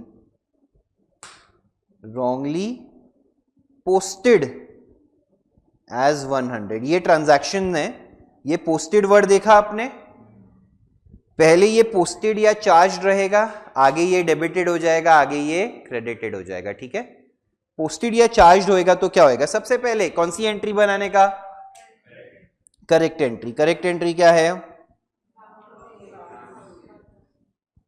1000 right और रॉन्ग गाइस? पोस्टेड वर्ड देखा, सबसे पहले क्या चीज सोचनी पड़ेगी? कौन सी बुक को बिलोंग करता है? राम टू सेल्स कौन सी बुक को बिलोंग करता है? सेल्स बुक को। है ना? This is a credit sale of good. जैसे ये सोचा it belongs to sales book, rule क्या कहता है? सेल्स अकाउंट क्या होगा? करेक्ट। तो यहां पे हमने लिख दिया टू सेल्स 1000, हाँ या ना? बट क्या लिखा है? Posted as. गड़बड़ किसमें हुई होगी? तुम्हारी औकात नहीं है बट बोलने की, अपन राम जी में गड़बड़ होगी, बट ठीक है, गलती से नाम गलत ले लिया हमने। जय श्री राम। राम 100 रुपया लिख दिया होगा हमने, हाँ या ना? बैलेंस 100 रुपया कहां चले, 900 कहां चले जाएगा? सस्पेंस में। Correct. Sales 1000 to suspense 900 to Ram 100। Correct और नॉट गाइस? सस्पेंस, ठीक है। सेल्स 1000 कैंसिल, ये 100 यहां से कैंसिल होके यहां पे कितना बचेगा? Rectification entries Ram to suspense 900। Correct और not? Has everyone understood this? पक्का? नेक्स्ट, तुम्हें से कोई कुंभ जाके आया क्या? महाकुंभ? हाँ, मतलब लास्ट डे तक तुम्हारा एग्जाम ही था ना यार? बहुत मन था यार, बहुत ज्यादा मन था। कोई बात नहीं, चलो आगे चलते हैं। Goods sold to mister Ram of ₹1000 wrongly debited as 100 ले लो। अभी क्या ले लो? रॉन्गली। तो यहां पे तो राम टू सेल्स 1000 ही रहेगा, इसमें कोई एरर नहीं है। जैसे ही डेबिटेड, गाइज यहां पे वर्ड क्या आ गया है? अभी सब समझ पा रहे हैं क्या हो रहा है? Wrongly debited as 100।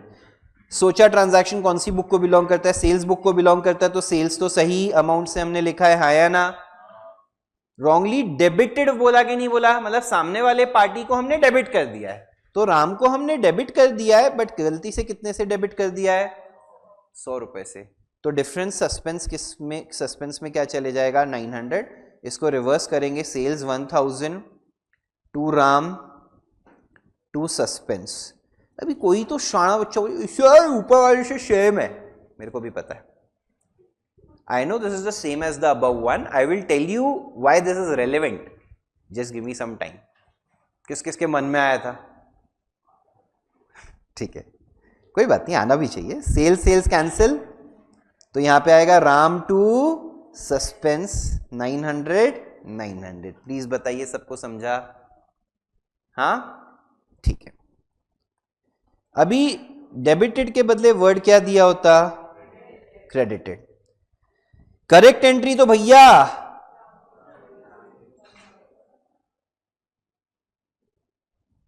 Ram to sales ही रहेगी। अब यहां पे वर्ड क्या पढ़ने में आ रहा है? Credited. Goods sold to Ram of ₹1000 wrongly credited as 100, हाँ या ना? रॉन्गली टू सेल्स तो सही होगा 1000, हाँ या ना? राम के अकाउंट को हमने डेबिट करने की बजाय क्या कर दिया है? क्रेडिट, और वो भी गलत अमाउंट से 100। दो मिस्टेक्स कर दी, हाँ या ना? डेबिट करने के बदले क्रेडिट कर दिया, 1000 के बदले 100 रुपया। सस्पेंस 1100 आ जाएगा, sales 1000 Ram 100 to suspense 1100। Sales debit credit cancel, Ram debit debit add, Ram 1100 to suspense 1100। Please बताइए, सबको समझा है अच्छे से? अब यहां पे ध्यान देने वाली बात यह है, क्योंकि ये क्रेडिट सेल का ट्रांजैक्शन मैंने एग्जांपल में लिया था, पोस्टेड के साथ डेबिटेड वाला सेम था ट्रांजैक्शन, है ना? अगर ये परचेज वाला ट्रांजैक्शन होता ना, तो पोस्टेड और क्रेडिटेड सेम होता, डेबिटेड वाला अलग होता। इट ऑल डिपेंड्स कि पार्टी का अकाउंट डेबिट हो रहा है या when it is a credit sale of good, तो पार्टी का अकाउंट क्या हो रहा है? डेबिट। तो इससे पोस्टेड और डेबिटेड वाला सेम है। अगर यही परचेज वाला ट्रांजैक्शन हो तो परचेज टू पार्टी होता कि नहीं होता? तो पोस्टेड और क्रेडिटेड वाला सेम होता, हाँ या ना? बढ़िया, इसलिए लॉजिकली करो, कुछ रट्टा मारने की आवश्यकता। Am I making sense? पक्का? अगर यही मैं बात करूं जर्नल, ये मैंने पोस्टेड करा दिया, डेबिटेड करा दिया, क्रेडिटेड करा दिया, कैश बुक और इसका समझ गए, purchase sale, purchase return, cell return, cash book, इतना हो गया। अगर परचेज बुक का है तो परचेज सही होगा। देखो ना, मैं हमेशा ना पहले ही सेल्स लिख देता था, देखा था आपने, फिर मैं बाकी अकाउंट लिखता था। ऐसे ही कैश बुक का ट्रांजैक्शन होगा ना, तो पहले कैश या बैंक डेबिट क्रेडिट जो है वो लिख देने का, फिर सामने वाले में गड़बड़ बना के लिख देने का। समझा? क्लियर है? अभी अगर यही चीज बिलोंग करती है बच्चों जर्नल प्रॉपर में, अभी मैं एक जर्नल प्रॉपर का ट्रांजैक्शन लेता हूं, machinery of ₹1000 purchased on credit from B wrongly, पहला पोस्टेड, दूसरा डेबिटेड, तीसरा क्रेडिटेड एज 100। देखा सबने? अरे हाँ या ना? करेक्ट एंट्री क्या होना चाहिए? Machinery to B, machinery to B, machinery to B. मैंने तीनों सिनारियों की करेक्ट एंट्री पहले लिख ली।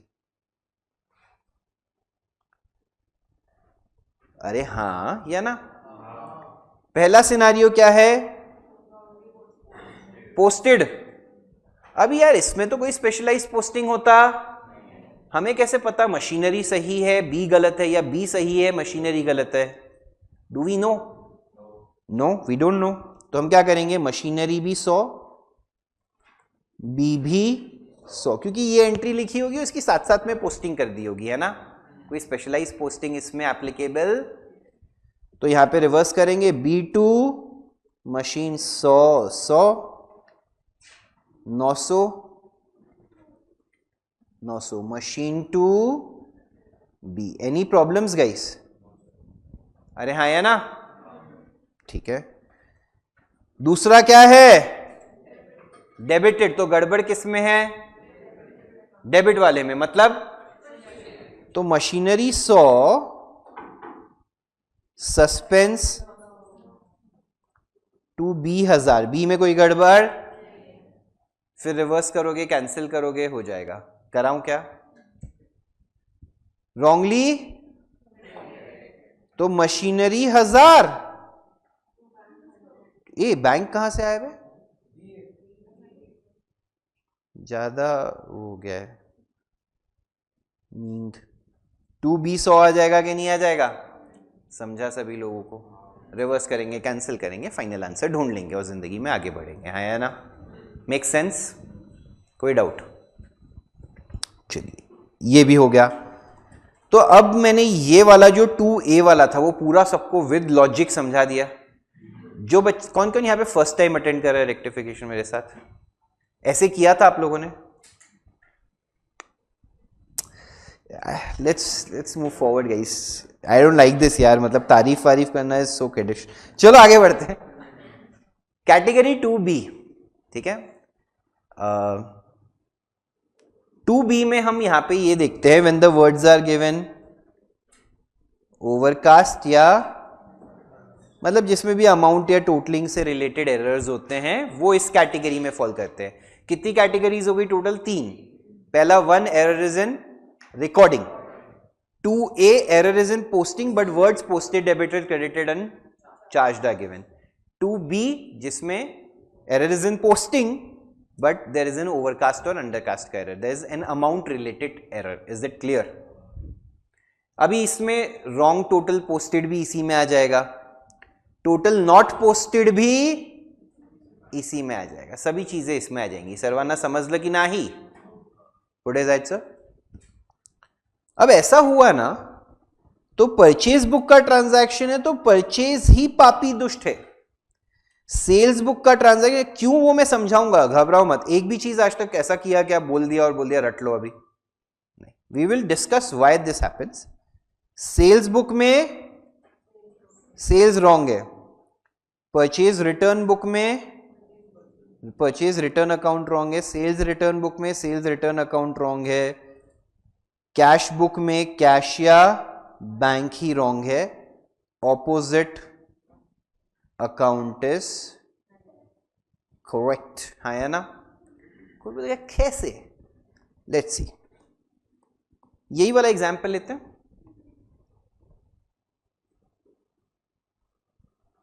ठीक है। एरर इज इन पोस्टिंग में हम कह रहे हैं ओवरकास्ट अंडरकास्ट। यहां पे 100 लिखा, यहां 200 लिखा, यहां 300 लिखा, फिर जैसे जियांश आज कैल्सी नीला है, कैल्सी नीला है, 100 200 300 लिख दिया 900, ठीक है।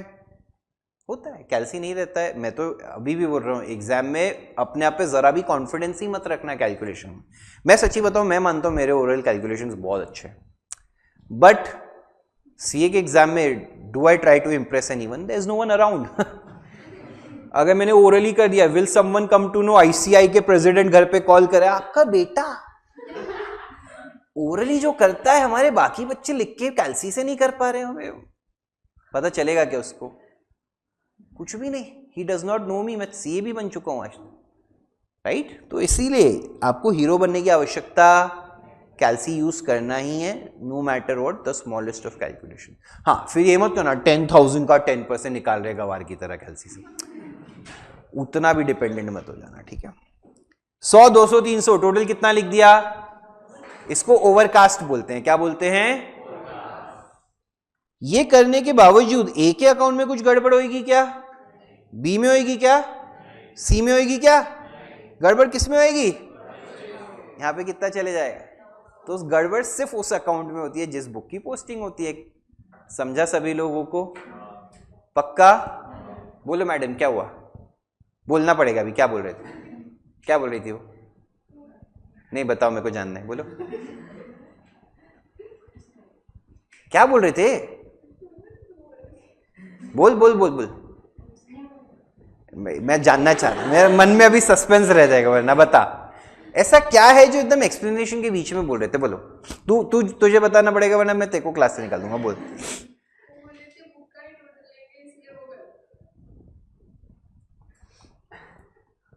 She was saying what I was saying. I don't know क्यों इस टाइम पे ये बोलना जरूरी था, बट ठीक है चलो गाइस। तो यहां पे हम क्या कह रहे हैं, जो बुक से रिलेटेड ट्रांजैक्शन है वही बुक में एरर, उसी के पर्टिकुलर अकाउंट में एरर होगा, हाँ या ना? और एनी स्पेसिफिक अकाउंट का अगर ओवरकास्ट अंडरकास्ट है तो दैट अकाउंट इज रॉन्ग। जैसे अगर आपको बोल दिया travelling expense account overcast undercast, तो गड़बड़ ट्रैवलिंग एक्सपेंस अकाउंट में।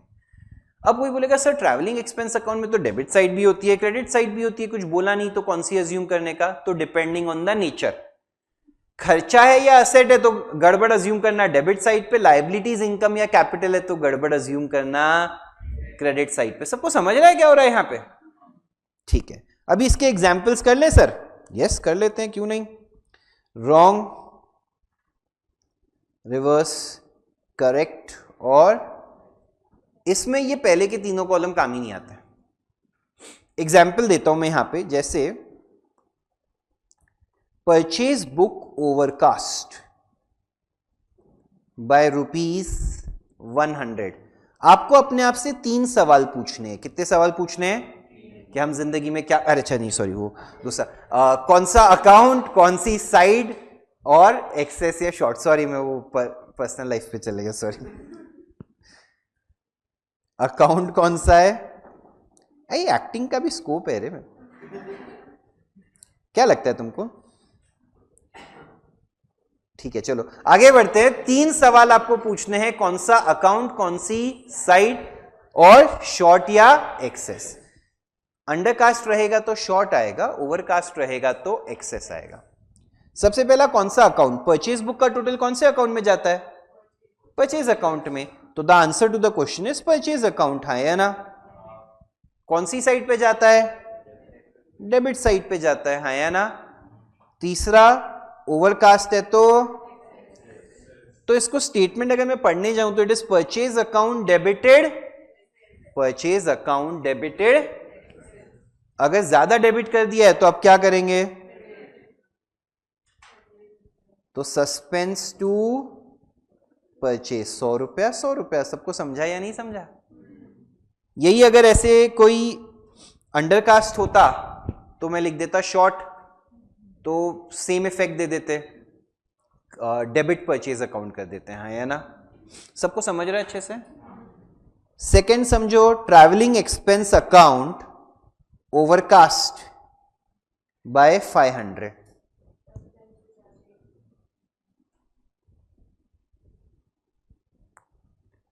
अंडरकास्ट बाय 5, रुक जा पहला सवाल कौन सा अकाउंट? Travelling expense account. दूसरा कौन सी साइड? डेबिट, क्योंकि एक्सपेंस है, कुछ बोला नहीं है तो भी क्या अज्यूम करेंगे? डेबिट साइड, है या ना? Short, therefore debit travelling expense account, travelling expense to suspense. Please बताइए सबको समझा है या नहीं समझा है? एक किसी ने डाउट पूछा है क्या ऑनलाइन?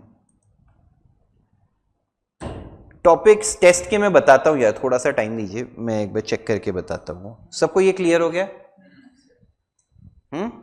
इनफैक्ट मैं तो चाहूंगा ये संडे का टेस्ट अकाउंट्स का ना हो, क्योंकि मेरे को ऐसा लग रहा है जो मैं रिवीजन कर रहा हूँ वही मैं बोलूँ बच्चों को पढ़ने के लिए, तो मैं टेस्ट भी थोड़ा वैसे ही प्लान करूँ। Let me see what we can work out, give me some time, today you will have that information. सबको समझा है? ये हो गया पूरा चैप्टर समझा के। इजी लगा टफ लगा? अभी मैडम तू जो पहले दम भूल गए वाले, अभी याद आ गया अच्छे से? बाकी जनता को भी? ठीक है, अभी हम आगे बढ़ते हैं गाइस। अब इससे रिलेटेड एक और कॉन्सेप्ट है जो रेक्टिफिकेशन में काम आता है, वो है रेक्टिफिकेशन 3 स्टेज पे हो सकता है। एक है बिफोर प्रिपेयरिंग ट्रायल बैलेंस, एक है after preparing trial balance but before, याद है? Very good, final accounts. And final वाला क्या है? नेक्स्ट फाइनेंशियल ईयर, हाँ या ना? समझ रहे हैं सब लोग? ये 3 लेवल पे आप रेक्टिफिकेशन कर सकते हैं।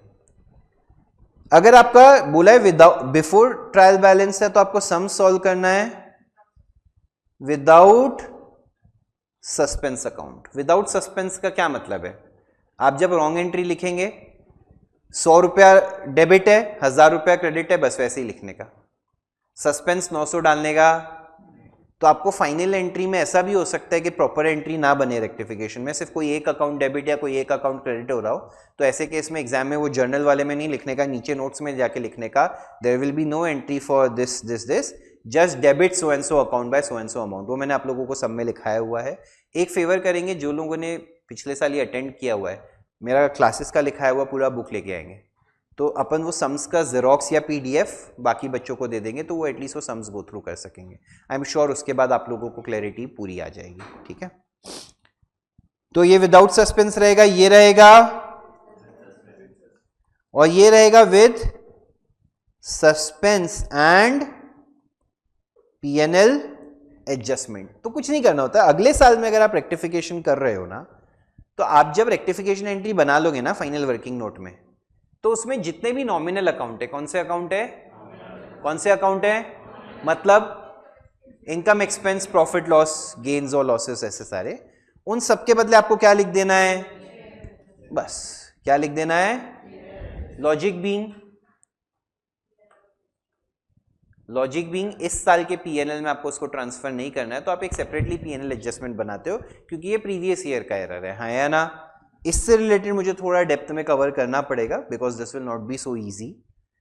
मैंने इनफैक्ट अभी इससे रिलेटेड एक लेक्चर लिया है फॉर 11th स्टैंडर्ड स्टूडेंट्स, यहीं पे मैं आप लोगों को वो वीडियोस आज का आज अभी इनफैक्ट यहाँ से निकलते टाइम ही मेरे को एक जन अपना नंबर देना, तुम में से कोई, मैं उसको सेंड कर देता हूँ यूट्यूब से वो वीडियोस। वो 2 वीडियोस देख लोगे यहाँ के 11वीं वालों को कराई हुई, तो आपको काफ़ी हद तक क्लैरिटी आ जाएगी। समझा? कोई डाउट इसमें? ठीक है, अभी क्या हुआ है? 9:46 हुआ है। लेट बोलिए।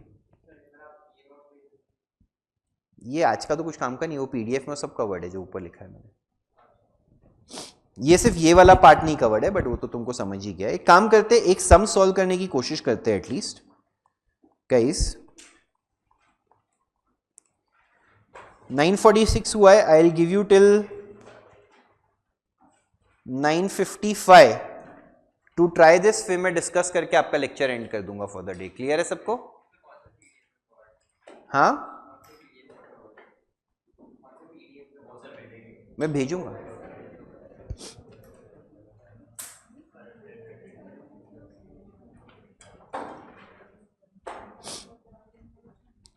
सब लोग ये पहला सम ट्राई करेंगे गाइज। ये before preparation of trial balance है, हाँ, तो विदाउट सस्पेंस सॉल्व करना है। ओके, ये विदाउट सस्पेंस है।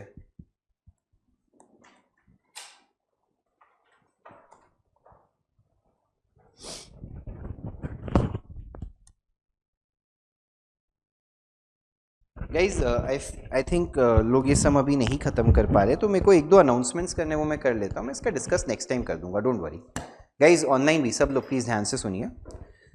एक तो संडे का जो टेस्ट है अकाउंट्स का, वो टेस्ट नहीं रहेगा। उसके बदले कितना, क्या टाइम का लेक्चर है मेरा? हाँ, और फिर टेस्ट है अब 1:30 तक का लेक्चर है, ऐसा समझ के चलिए। बीच में I will give the necessary breaks, but आप समझ के चलिए 1:30 तक का आपका लेक्चर है। जल्दी भी छोड़ दिया that is a separate story, but आप 1:30 तक का लेक्चर है, ये सोच के चलिए। क्लियर है? आपको संडे को टेस्ट नहीं देना है, ओनली फॉर द रीजन मैं चाहता हूँ कि थोड़े टॉपिक्स पहले मैं भी रिवीजन में कवर कर लूँ, मैं आपको टाइम दे दूँ घर पे पढ़ने के लिए, उसके बाद उसका टेस्ट रखूँ। फ्रॉम द प्लान पर्सपेक्टिव अभी हमने एक बेसिक टॉपिक किया है। आज रेक्टिफिकेशन का कॉन्सेप्ट हमने थ्रू एंड थ्रू कर लिया है। मैं थोड़े के वीडियोस शेयर कर देता हूँ जो मैं चाहता हूँ कुछ बच्चे देख के आएँ, और बाकी बच्चे प्लीज़ नोट्स में हेल्प आउट कर देंगे। कल लाके तो आप लोग जेरोक्स ले सकते हैं। कॉन्सेप्ट मैंने आपको समझा दिया है, तो आप विदाउट सस्पेंस और सस्पेंस वाले सम्स देख सकते हैं। और अगले साल वाला जो है, जिसमें नेक्स्ट अकाउंटिंग पीरियड में रेक्टिफिकेशन करना हो, तो उसकी तो 2 वीडियोस में अभी सबको ही शेयर कर देता हूँ। चाहिए तो आप लोगों का एक सिर्फ 12th वालों का ग्रुप बना दे क्या, जो यहाँ की ब्रांच वाले हैं, क्योंकि वो जो पीए वाला ग्रुप है ना, उसमें ऐसा हो रहा है कि सारी ब्रांचेस के 12वीं के बच्चे हैं, तो मेरे को कुछ शेयर करना रहता है ना, मुझे पर्सनली तो बहुत वियर्ड लगता है। What I will do is I will prepare one group where in whichever of you guys are attending, उनका अपन एक ग्रुप बना देंगे। हाँ, तो उधर में सारा कुछ भी शेयर करना रहेगा या वैसे रहेगा, तो वो अपन कर देंगे। हाँ हाँ हाँ, यस, क्लासेस की तरफ से ही बनवा दूंगा वो group, but only for Borivali branch. और वो मैं उस ग्रुप में नहीं डालूंगा, वरना फिर वापस सब बच्चे ज्वाइन कर लेंगे। तो मैं आप लोगों में से किसी को भेज के, आप लोग का एक पर्सनल ग्रुप होगा या कुछ होगा, उसमें से करके कर लेंगे। ठीक है? नहीं नहीं, तुम मत करो, या तुम्हारा ऑलरेडी क्रिएटेड ग्रुप है क्या? क्या यार? हाँ हाँ, कैसे? किसने ऐड किया? हाँ,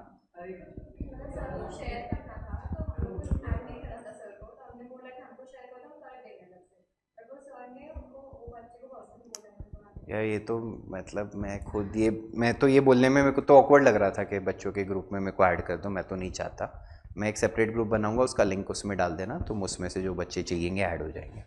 मतलब ये ज़्यादा हो गया। ठीक है, ठीक है, चलेगा। कुछ डाउट्स हैं या कुछ है आज से रिलेटेड या कुछ पढ़ाई से रिलेटेड? तो वो क्या? हाँ, आज का जो रेक्टिफिकेशन पढ़ा है उसका एक अलग वीडियो मिलेगा आपको। 2 वीडियोस में अभी आपको दूंगा रेक्टिफिकेशन में। ये जो नेक्स्ट ईयर में रेक्टिफिकेशन करते हैं उसके सम सॉल्व किए हुए, जो मैंने 11वीं में कराए थे इन लोगों को, तो वो आप उधर से प्रैक्टिस कर सकते हो। बाकी का रेक्टिफिकेशन नॉर्मल है, वो हो जाएगा इतना। ठीक है, चलिए, दैट्स इट गाइज। ऑनलाइन भी that's it for the day. Sunday का मैंने आपको बता दिया, वो नोट कर लीजिए। आप लोग 2 मिनट बैठिए, मेरे को काम है। गाइज 2 मिनट बैठ जाइए, मुझे काम है। ठीक है, ऑनलाइन वाले that's it for the day, we'll end the session here.